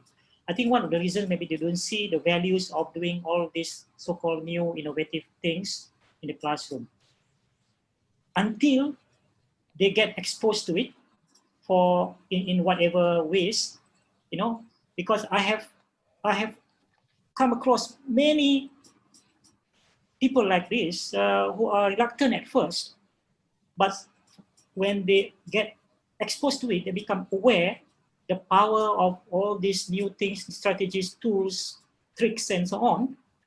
They become the advocate. So somehow the awareness, understanding, and the value, we have to convince them that there are a lot of values in it. If you can tell them that, if you teach like, what people have done in the 20th century, meaning that you are giving content. The traditional way is, and which is the easiest way, put the PowerPoint, read the PowerPoint, and you are giving content. You don't even allow much time for students to ask questions because we just want to cover the syllabus. Then we can say that what's the point? Because content is already there. The internet now have exabytes of information, much better than what you can provide in terms of the content. In fact, maybe the lecturers themselves use the content from the internet to teach in their class. So what's the value now we bring into the class? So talk about the value and talk about how that will change the students' learning experience, giving them the best learning experience that they cannot forget forever. So that's, to me, probably one of the approaches that we can use. Showcase, get them, explain, help them, coach them. At some point, I think they will become the advocate. I guess that's the long answer to the short questions. But I understand some of them are reluctant because they don't want to show what they are doing in the classroom online. Everyone can see what they are doing. So they are hesitant because some will say, you know, I'm worried about the copyright. They will come up with a lot of excuses. Some are genuine, some are real, but some are actually because of misconception and lack of understanding. I don't know. I hope I don't say things that would upset people, but that's probably some of the things that I can share here. Thank you, Prof, for the elaboration. Thank you so much. Thank you. Okay, let me move on. From the book here, principle number 4, how do students develop mastery? We want the students to reach that level of mastery, yeah? The concept of mastery learning. How do we play our role now as a learning facilitator, learning designer, to get students to the high level of, you know, Bloom taxonomy, and to get them to really reach level of mastery? Of course, it's not easy, but we can try to do our best here. So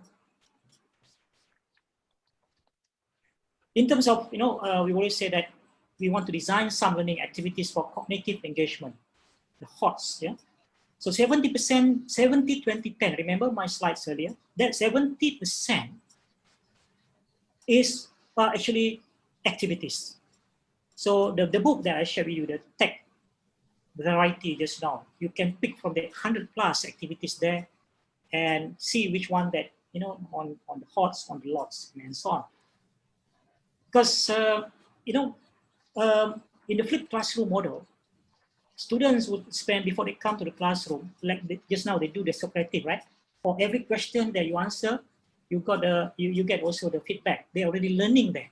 So don't spend our time in the classroom, our precious time in the class, when we meet them, to give to show a slide of definition. To me, they can read that. They can do the you know, they can do that before they come to the classroom through the activities that we design. And in the class, let's take from that definition to something more applicable to the higher level in the Bloom taxonomy by designing the activities that they can do, so that they now dive deeper into applying what they understand from that definition into the actual concept and the application of that. Okay, so now task number 5. Because remember, 10 minutes rule, always break and pause and let the participants or let the students put their thinking hat. So this time I want to show you how to do a group debate or individual kind of, well, individual cannot be debate, but debate you have at least 2 groups, right? But since I want to make it simple and quick, let's pretend that each one of you play 2 roles. The role as apa ni panggil tu, yang support. The other role is yang membangkang. Okay, so sebab debate kena ada what do you call this, penyokong kan, yang menyokong usul. The other one yang membangkang usul. Okay, what's the word? Lupa lah. Anyway, you understand this activity. Okay, imagine this activity. I give the students an article. So in fact, you can have a look at the article on your computer now. Just go to this short link here if you want, if you wish. But just picture the scenario. We are pretending now because we don't have much time. I will get the students to read this article. Then I form a group, and one group will play a role sebagai setuju. They will agree to this statement by Tan Sri Munir. His statement is Malaysia's education system not fit for digital economy. So if you yang agree akan bagi statement why, and why they agree with this statement. The other group yang membangkang, dia akan bagi statement yang membangkang. You know, the statement to say no, disagree with this statement. Okay, that's how this activity is done. Yeah, and we can do this online. We can do this online. Okay, let's imagine you have read this article, and this is statement. So I want you to play first the role of supporting this and agreeing to this statement. Next, I want you to change your role and you will disagree with this statement. Okay, to do this activity,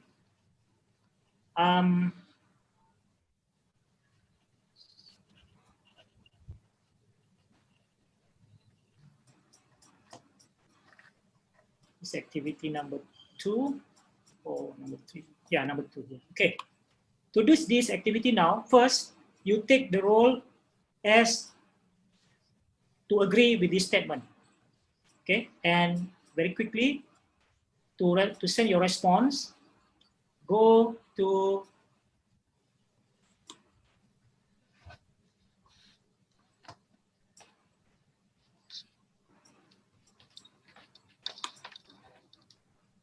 it's not coming up. Yeah, okay.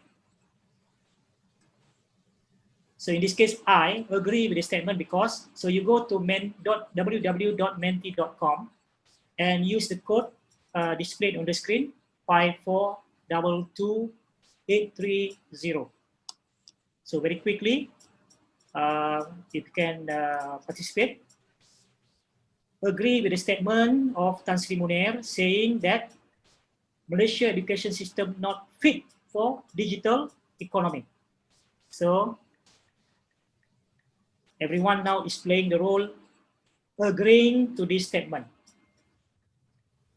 So if you are doing debate between two groups, one group will discuss first, you will give them 10 minutes to discuss, and then they will share common statement that they agree with this statement. And the other group who is disagreeing to the statement will post separately. That we will do later. But now we are doing this exercise as an individual. So let's give, I'll give you 2 minutes. Would that be too long? 2 minutes for you to respond. So let me try 1 minute first, yeah? From now.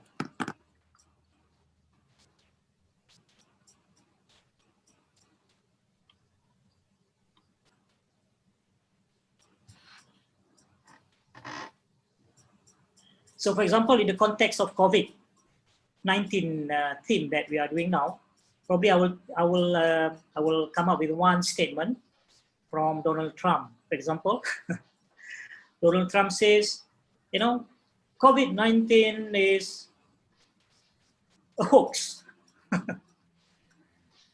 So if you agree with that statement, you know, then if you disagree, why? And you can apply, you can put it in your context, whatever subject you are teaching. Yeah. So this is actually debate. Actually, one examples of activity that really take the students to the high level in Bloom taxonomy, because they really have to. Oops, yeah, that's 1 minute up. Because they really have to understand the subject matter. They really have to apply what they have learned. They have really to apply what they have read, and then they use their own thinking now, and you know, and try to give a statement why they agree or why they disagree. Okay, we can see some response here already. Yeah. Okay. I'm not going to very detailed into this one, but let's wait. So this is actually, ladies and gentlemen, my dear colleagues, this is how we give voices. We give voice to our students. Now, a lot of time when we talk about student-centered learning, we empower students. So, but what does it mean by empowering students? This is one of the many ways using the tricks of the trade, tools of the trade, to empower students by using the tool of technology here, to engage them in, you know, cognitively, engage them with the subject, engage them with the topic, and the activities here, the activity here is designed to align with the learning outcome for this particular lesson. Okay, so I'm using Mentimeter here in this case. So Mentimeter, Wook Lab, So Creative. So far, these are the tools that I'm sharing with you. These are the must-have tools in your toolbox. Okay. What about the tricks? The tricks here, for example, debates. Debate is one so-called tricks, one strategy that you can use to get students, to really interact, working together in a team, in a group, agree to agree, agree to disagree, and finally come up with one statement that they can share as a group. Each box here could be from one group or from a pair of students. You can do this in pair, you can do this in the form of bigger group, you can do this as an individual statement. Okay, for the disagree statement, you can, post here. Maybe we don't have much time to do this exercise, but rest assured, the students now can post their statement that they disagree with this statement now. Just now, agree, but this time they have to switch their head. They now disagree with this statement. So can you see, if this is an individual assignment, the student have to put two thinking head now. And this would actually take them very deep into the topic. They really need to be, to apply, to read, to digest, to make sense of what they have read, connecting the dots. This is all about connecting the dots.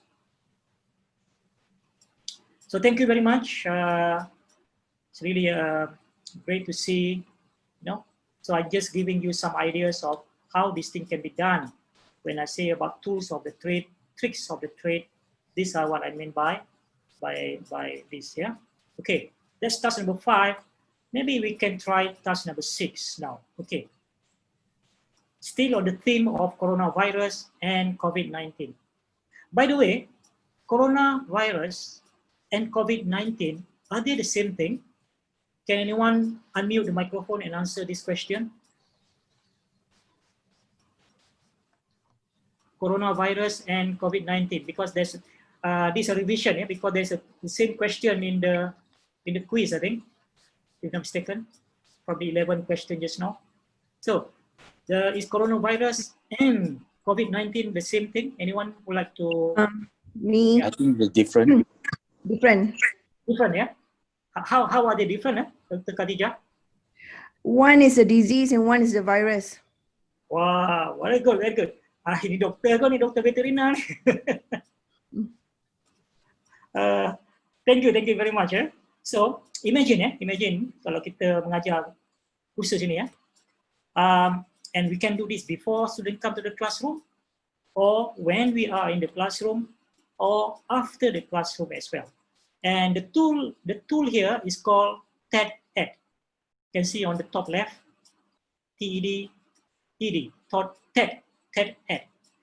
So by using this tool, again, TED-Ed is from TED, TED Talk, all those things. The tool is free. All you need to do, use your own video, or you can find any video from YouTube, and then you can add questions based on the video. So as you can see here, you can give it a try. You can go to this link, HT, as you see on the screen now. Maybe everyone can spend like 2 minutes to go through, to experience this. So go to this link, https://bit.ly, and that link, yeah, 36LJDFW. Bro, So I want you to go through. You don't have to watch the video because we don't have time. You just go through, watch, okay, assume that you have watched, and click think. You will find some multiple choice questions there. Then after that, you go dig deeper. So the idea is, after the student have watched the video, we design the question. So the question can be simple MCQ, can be high level MCQ. And the question based on the video content. Then dig deeper. We ask the students to read, let's say, one selected article that we have selected for them. We ask them to maybe watch another video or read another article, give them ample time, like 5 minutes or 10 minutes. Then go to the last one, discuss. So this is where you ask the students, you post high-level questions, open-ended questions, where they will discuss your questions in this. So let me take you. I hope everyone already get the link here. Yeah. Okay, I want to jump to the actual lesson here, which is here. Okay. So Prof, we don't see the slide. We see your face. Sorry. We don't see the slide content here. Allah. Daripada tadi ke? Daripada tadi nampak muka Prof saja. Ayo, daripada tadi tak nampak slide. Daripada awal. Nampak slide. Kita nampak. Nampak slide. Oh, nampak. Maybe my problem kot. Saya pun nampak daripada tadi nampak. Oh, you punya setting kot siapa ya? You punya setting saya salah. Oh, okay, terkejut saya. Okay. Saya nampak from UMP Pahang nampak. Okay. Piramli kata kalau tak nampak ada something wrong kan? Okay, sorry. So I'm on this page. So let's assume I have watched the video. So now I go to think. Think kalau saya letak cursor ni boleh nampak ada 5 multiple choice, 5 open answer. So I click this now. So it will take me to, okay. So I will go through each question now. Okay. Sampai question nombor 10 tentunya. Okay, habis. Now I go to dig deeper. Okay. Dig deeper. So in dig deeper, there's an instruction from the teacher, from the lecturer. So dia bagi link, dia suruh baca lebih detail lagi. So I will spend let's say 5 minutes, 10 minutes to read. Kemudian go to discuss, 3 guided discussion. So lecturer atau teacher ni dah letak the question based on the reading material yang dia telah beli tadi. Dan di sini students perlu post the answer to these 3 questions based on the reading tadi. So as you can see, yeah, from one video to think, to dig deeper, and to discuss. Wow, to me, inilah cara dia untuk kita really dive into the content. But we don't give content just like that. We actually get the students to, discover the content through the activities that we have designed around the video. Okay. So let me ask you, and you can post in the chat box. How many of you have used TED in your teaching? Please say yes if you have used. Please say no if you have not used in the chat box. So let me check quickly the chat box now. Where is the chat box? Okay.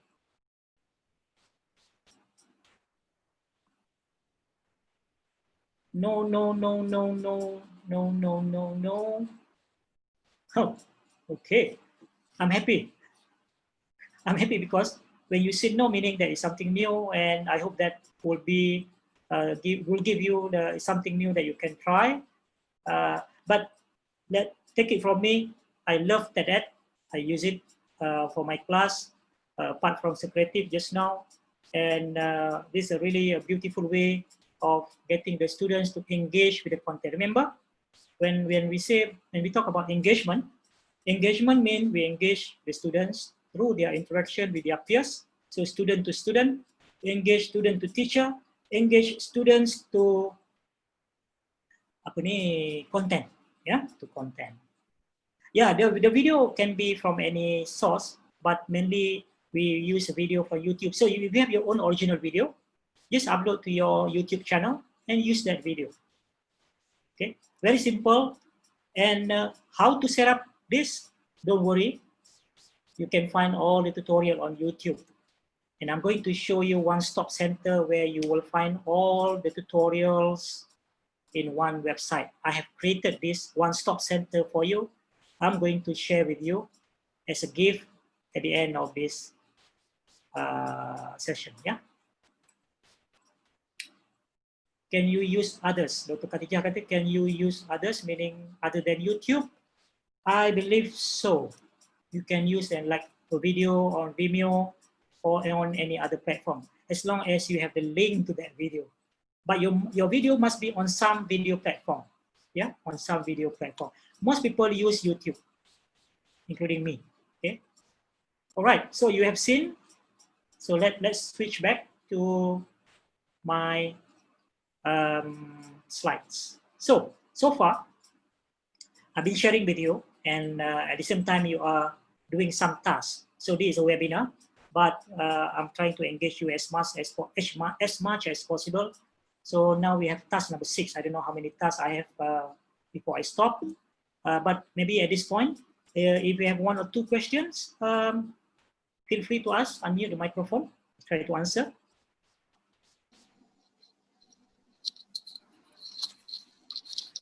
Assalamualaikum, Prof. Can you hear me? Dr. Rashida, ya boleh. Yeah. Hi. Thank you for the presentation. It's very engaging. My question is, do we have to deliver the content first before we do this activity, or we can just jump into this activity so that it's part of the content? The way I use it as part of my flipped classroom. So I can give this activity before the actual class. Usually, of course, the content of the video would be related to the outcome and the main content that I want to cover in the class, or getting the students to be in a way that the student would discover rather than I cover. Okay, so these are the things. During the class, we can also do this activity together. Maybe a different kind of different content, different video, to take them deeper. So maybe the first video before they come to the class, just to give them, kind of the definition, the basic understanding, the overview of the topic. Maybe you can design 5 MCQ and 2 open-ended questions, because we don't want to expect, because all these are actually part of the SLT of the students, right? When they come to the classroom now, maybe you have another activity, but this time the video would be basically going deeper into the content to explain the concept and the application. Then, get the students to do this as part of the activity before later on you can, do the debriefing or the closure. Or as an reinforcement after the class as well. Give them another content, get them to do this activity, because this is actually a less boring way of doing the activity. Then from there, we can see whether the students have really, got everything they supposed in terms of outcome, learning outcome. Okay. Any more questions? Okay, let me just quickly move on, because I'm almost there. Now, I just want to go very quickly now and share with you some ideas within about 10 minutes before we come to the end. I think some of the so-called creative ideas that you can use face-to-face, and maybe we can adopt and adapt for the online, or the online you can adopt and adapt for the face-to-face as well. Yeah. So, principle number 5. Why do student development and course climate matter for student learning? The kind of the learning environment that they have. How do we design in such a way that it become more conducive, more motivating for them to learn? Yeah. So we must support. We must create a supportive online course community. Actually, my focus today is basically the online, because we are doing more, now and also in the future. So we must create that so-called supportive online course community. And this is how I create a page, a Facebook page, just specifically for my course here, the science of food ingredients here. Okay, so when to give motivation, remember Eric Jensen says that there's no such thing as unmotivated students, but there are students in unmotivated state. So I want to turn on that motivation. So one of my approaches or strategies is actually by giving instant gratification. Okay, so when I give them one activity, for example, just now I open the Socrative quiz 3 days before the class. Then I monitor, then I find that this student was the first student who completed the quiz and performed well.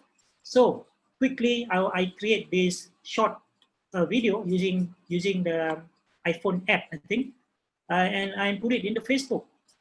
Very simple. I basically just 2-3 minutes to create this one. But to the students, it means a lot for them. It means a lot, So you can say, congratulations, Imam, for being the most active student for IMK 221 this week. Keep up the good work. Learning is massive. And you see how the students, the peers in the group, the friends in the group responded. Don't you think this will give them a lot of motivation to the students? And what are the tools? Simple, Facebook page and iOS iPhone app to create this short kind of video. I think around 30 second or less video. This is another example here. Student of the month.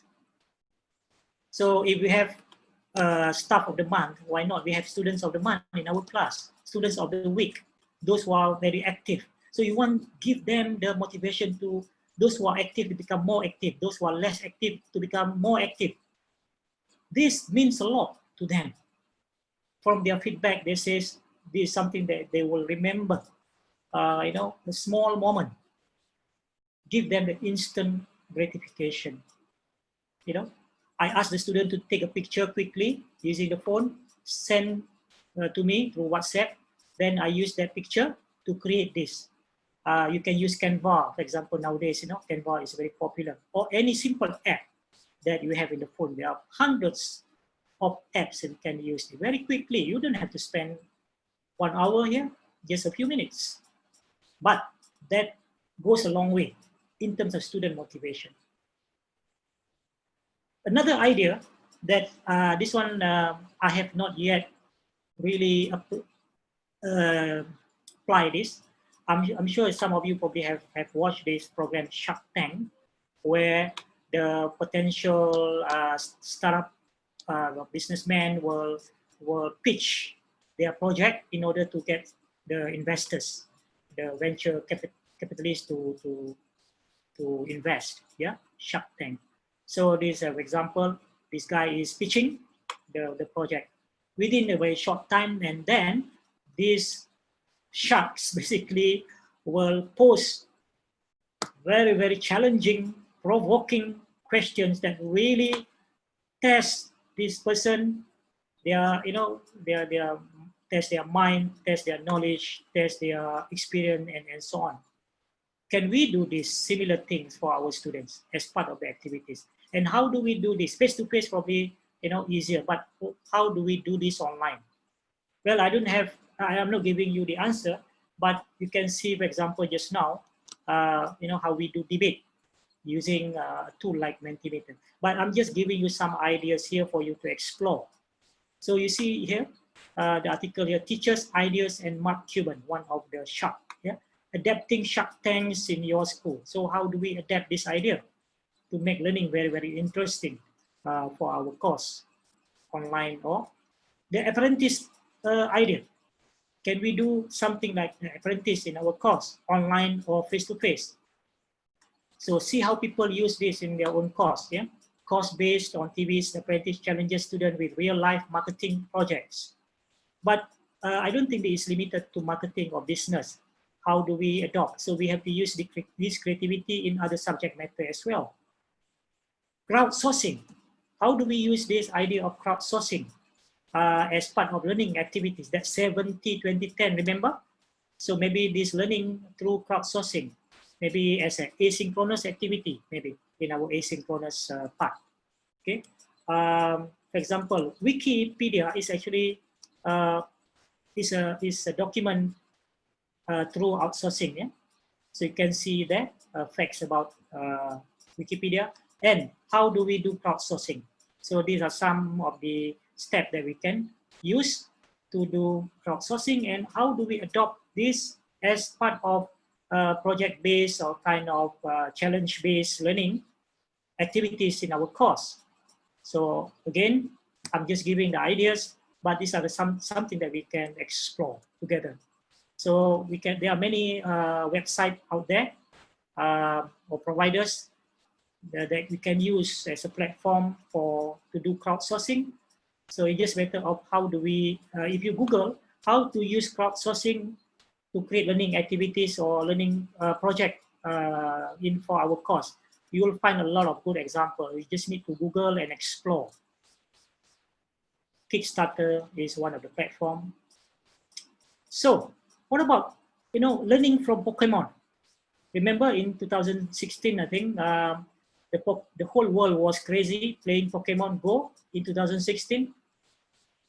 Why? Why it is such an immersive experience? Yeah. So can we copy that kind of ideas in our own learning design, in our learning activities? I don't know. But the idea is how do we learn from Angry Birds game that make people crazy and really engrossed playing Angry Birds. We heard a lot of stories,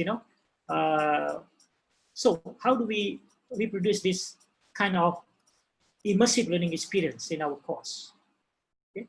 So the craze of Pokemon Go and Angry Birds isn't about the technology actually, but what the technology unlocks inside the person using it. Don't be afraid of social media. So these are my last few slides here, because a lot of people have issues with social media, privacy, security, and many things. I don't know, but I love using social media. I leverage the power of social media. For example, I use Facebook page here to engage students in my course. Because students nowadays actually they're probably more on Instagram. In fact, Instagram is probably another tool that I want to explore. I have yet to explore Instagram, but I use Facebook, for example, in this case. Twitter. So Twitter, let me show you very quickly. This is my Twitter. My handle is @biopolymer if you want to follow me. But I don't follow people blindly, because I only follow so far 394. These are people in my research area. These are people prominent people in teaching and learning and higher education, because these people actually only tweet only useful stuff. They don't tweet rubbish, and I don't tweet rubbish as well. So people who follow me will only get the best thing, the best nuggets from me. So how do I use Twitters with my students? So let me demonstrate to you. So for example, I ask the student to tweet a summary of each lesson. So I give them the hashtag. And for example here, yeah, the hashtag is already here. Hashtag IMK221, which is the code of the course. So, so let me show you examples of tweets from the students summarizing their 1 hour class. So we can see here, some of them also share resources. Okay, some of them summarize and share the picture as well, relevant pictures. So these all are my students, example of how they summarize 1 hour class and share additional resources to support that particular topic. And not only the students, but I also tweak the summary of the class so that they can see my example. I teach them how to write the best tweet, short and concise, short and sweet. Let me show you, maybe I can find my example. These are all my students here, how they summarize one class in one tweet. This course is about the science of food ingredients, understanding the chemistry behind it here. My own example, using that hashtag. I can search actually by, okay. I also tweet so that the student can see how the best practice of good tweet. Okay, so they can learn from me. So this, modeling the how we should do things so that they can follow the best practices. Okay, so this is how I use tweet as a tool in my toolbox for the students to summarize. Okay, so blogging. So Medium, I blog on Medium. Why not ask your students to, summarize some of their lesson using a blog? Then get their friends to comment on that particular blog article. Example, let me show you my one example here. My blog is Medium. Yeah, this is my blog. So let's say I give this as an assignment to the student, ask them to read the article. Let me pick one article here. Lambatlah. 11.40 hampir. Alright. Lambatnya keluar. Okay. Okay. Yang ini contohnya ya. Secret Garden and the Global Classroom. Can see here 87 responses. So one of the student can summarize their lesson in the form of blog, and then you can tell the student, okay, I want for every student, you must comment on at least 2 of your friends. Don't ask them to summarize, to respond to the, to all. It will be a lot of work. So for example here, this is an article, or this is a summary. In this case, it's a long article that I wrote. Then the students can scroll down there. Then they can write. Okay. And where is the comment? Yeah, 78 responses here. So these are the response from the student. Okay. So can you see how much engagement and how much learning can happen here if the students comment on their friends' summary or on their friends' work? These are the so-called peer learning, yeah, that can be done using a free blogging tool. In this case, blogging platform that I use is Medium. Yeah, it's called Medium. All right, so there's another blog that I have. So last but not least, I leave you with this message. To be really a professional educators, you have to learn and develop yourself. A lot of it through reading. That's what I do. And also attending program like what we are doing now. So, but nothing can beat reading. Read. Iqra. Yeah. Iqra bismi rabbikal ladzi khalaq. Read. I cannot stress enough that I have benefited a lot from reading. And nowadays, I read not only the text, the hard copy book, but I listen to books, audiobook. So I have hundreds of audiobooks in my pen drive, which I listen in my car while driving. So if I get stuck in the traffic jam, no problem. I have songs, hundreds of songs in my pen drive. I have hundreds of books. Life is fun. This is some of my favorites I want to share with you. I'm surprised actually many lecturers, many teachers are not aware the existence of some of this website. So I want to share it with you 3 or a few here. One is Faculty Focus. This is my #1 place to go to learn all sort of things that I need to learn. Tools of the tricks of the trade, books, webinars, everything on this one. Another, my all-time favorite is this website, e-learning industry. So I'm giving away my secret now. My God, this website this particular one, e-learning industry, is a gold mine. And I'm surprised a lot of people are not actually, I mean, they don't realize that they don't come to this gold mine. So I have been digging golds from this website. So I'm sharing with you. And these are some of the things that I subscribe to the website. These are gold, platinum or whatever, where I learn a lot by myself through all these wonderful, fantastic learning materials here. Then after that, I practice, I use my class, then I share. So some of the take-home points is this. Tools are tools, but a fool with a tool is still a fool.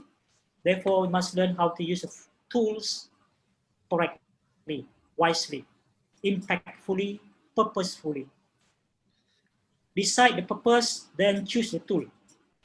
Don't choose the tool, then decide what to do with the tools. Decide the purpose first. Start with the end in mind. Don't overdo. Don't use Kahoot all the time. Don't use Socrative all the time. Don't use Mentimeter all the time, boring. You become predictable. No. Because we want to become unpredictable. Let students guess what we're going to do next.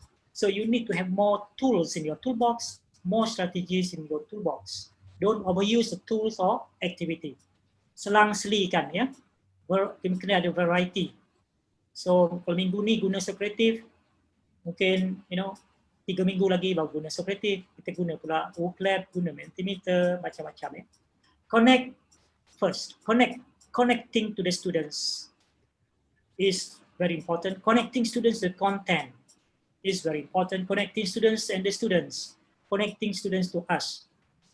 Engage, inspire, create those magical moments, those magical, memorable, unforgettable moments. Keeping learners' interest using appropriate tools of technology. Be the master, not the slave of technology. Use technology to leverage on behavioral, affective, and cognitive engagement. This one, I think we have expert there, Dr. Aini, Marina can talk on the behavioral aspect there. I'm not an expert, so if you have any question on this, you can ask Dr. Aini, Marina. Not Dr. Paduka, Aini, Dr. Paduka is scientist. Don't stop learning. Stay humble. Learn, read. Right. So, ladies and gentlemen, stay safe. Stay hungry in terms of knowledge. And now I'm hungry also in terms of food. But stay hungry in terms of knowledge, because if you're hungry, you want to find those knowledge. Stay foolish, because when you stay foolish, you stay creative, you stay innovative. And from me, as usual, if you have been following my webinars, this is a standard slide. Stay strong.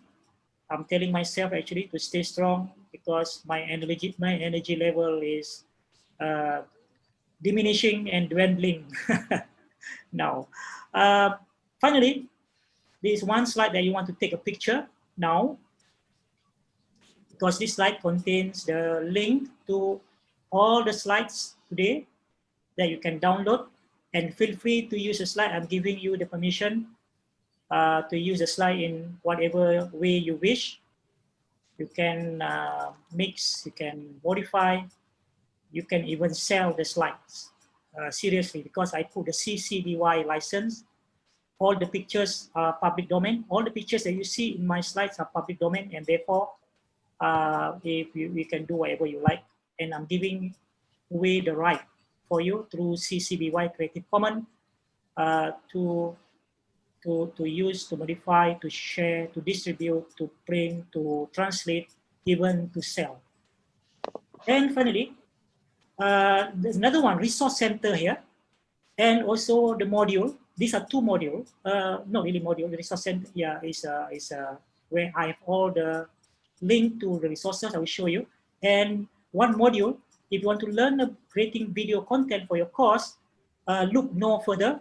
Just go to my module here, DIY instructional video. Let me show you. So this one-stop resource center for educators I just put this page at 8:15 morning. So this is this morning only. So this is still work in progress. The menu here, everything that you need to know, you need to learn about getting online, about preparing with learning activities, about creating video, about just about anything that you want to do in teaching and learning. I hope I will make this page as a one-stop resource center. This is still work in progress. When you bookmark this web page, when you come next time, you will see this page will change. There will be more and more resources. I only choose the best resources. I have watched the video myself, so I don't just simply put and share the link, but I have actually filtered the content. For example, if you want to learn how to use the Microsoft Teams in many different ways, yeah. So you will find all the resources on this page. And another one is the module DIY instructional video. Everything that you want to learn about creating video for your course, you can find on this link. All this can be found on this page, on the slide here. Last but not least, I want to invite you to join this Facebook group. For those who have not joined, the Facebook group is called Aspiring Young Academic. Video dia, aku tak tahu kat mana. Dalam video je ni. Aspiring Young Academic.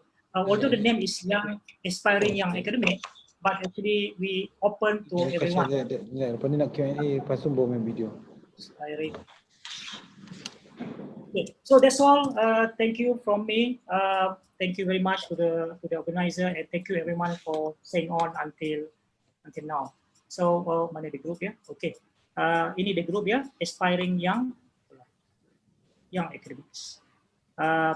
This is where I share a lot of stuff almost every day or at least every week, and this is where we can exchange ideas, share resources for the benefits of everyone. With that, thank you so much, UPM. Thank you Prof for the very engaging, sangat menarik lah presentation Prof. So Prof, kita allow, boleh Prof kita allow dalam 10 minit untuk Q&A?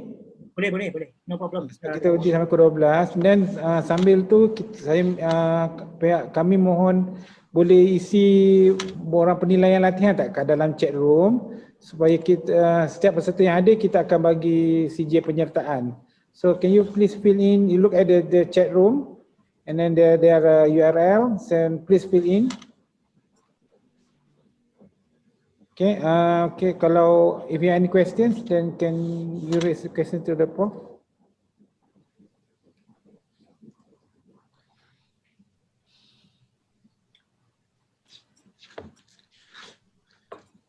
Any question, feel free to ask. Don't be shy. Try to answer. Assalamualaikum Prof. This is Rashida again. I'm from Food Science UPM.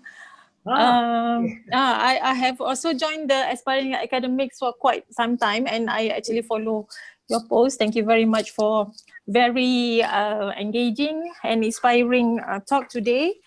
So as you know, we are all academicians, and we have other KPIs, right, to fulfill. Maybe Prof can share like how many hours do you spend per day or per week for just like maybe you can share for young academics how many hours do you normally spend for the teaching and learning. Okay, that's my question. Thank you very much, Prof. This is actually a FAQ, common question that I get asked. Macam ni lah, I mean, dia macam ni lah. I always tell people kan, everyone is different, every journey is different, every person is different. So I guess we have to understand first ourselves. In fact, actually saya tengah design program. Mungkin hopefully program ni saya boleh buat untuk di UPM juga. Blueprint for academic journey. Dalam blueprint ni dia bermula daripada personal growth kepada professional growth. So because I believe personal growth drives professional growth. So maknanya take care of yourself first, take care of your family first. Itu prerequisite, prasyarat dulu. So when I say take care of yourself, first bermula daripada know yourself.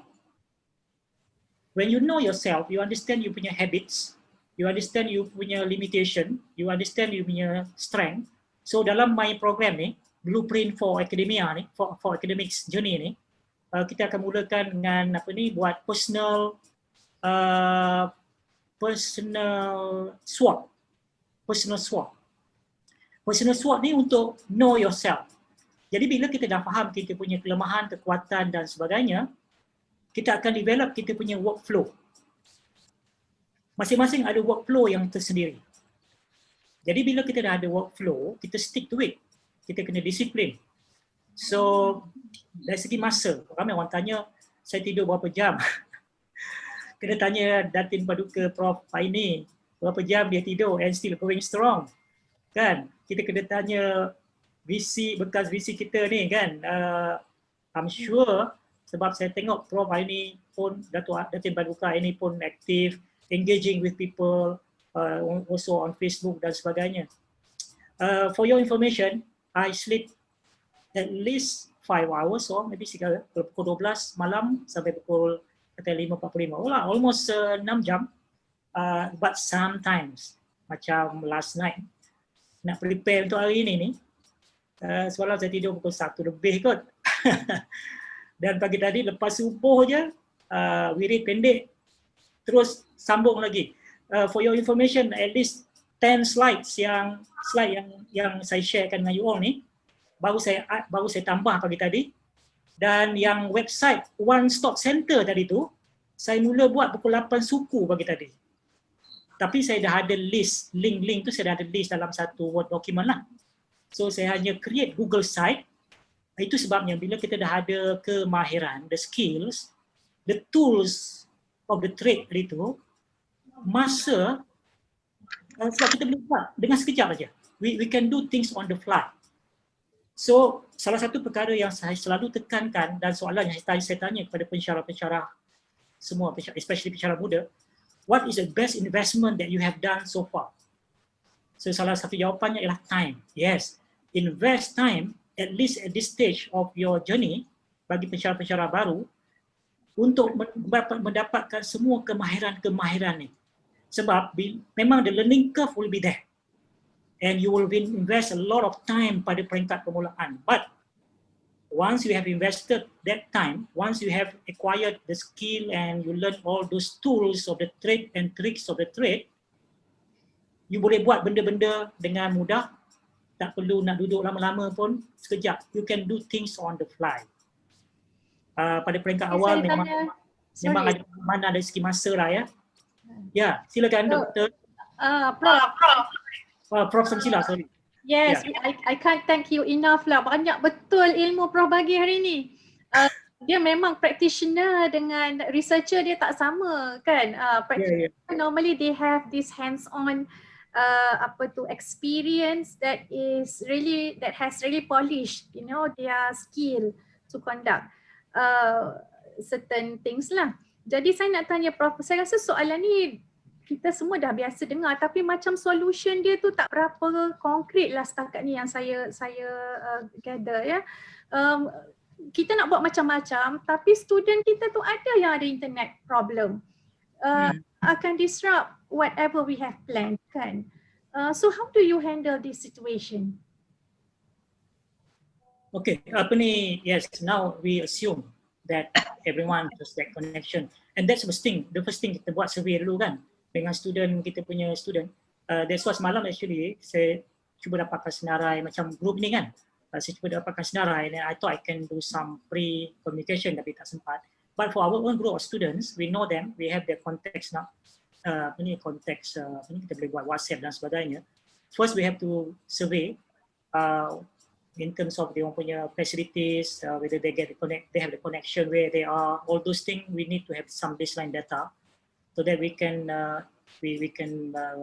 ensure that whatever we do is inclusive, meaning no one left behind, and everyone will have equal opportunity to share, to interact dan sebagainya. But what about those yang kalau ada student yang memang memang tak ada access dan sebagainya kalau kita nak buat online, this is an issue of online. Then I think we have to be mindful of that, meaning we have to do probably more of the asynchronous, go for like low bandwidth kind of activities yang mana diorang boleh buat through just WhatsApp ataupun through the messenger application. Even I have videos and I have conducted a session also how to do online session gunakan just WhatsApp dan Telegram. Itu the low bandwidth kind of, to cater for the low bandwidth lah. Okay, Prof. So kita dah sampai jam 12. So I think kita end kita punya webinar sini, Prof. Mungkin mungkin future Prof kita akan panggil lagi Prof Karim untuk bagi kalau orang nak dengar boleh. InsyaAllah ramai peminat Prof ni pun berlebih-lebih yang datang nak dengar. Oh, berapa partisipan kita ada?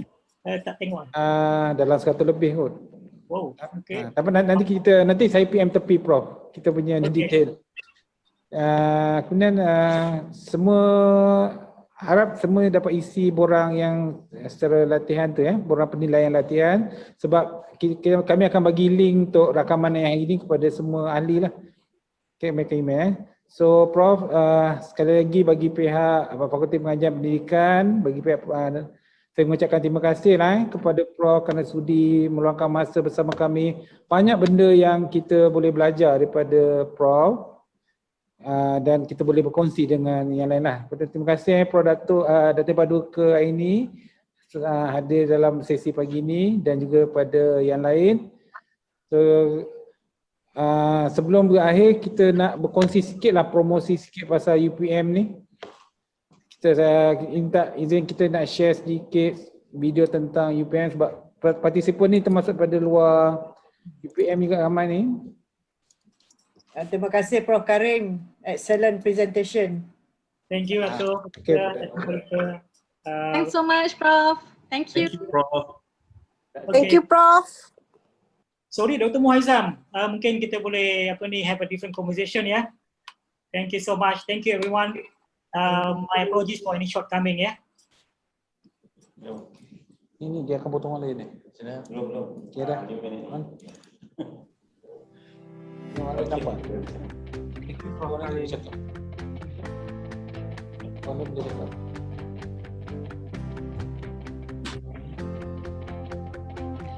Dah lama dah PPM.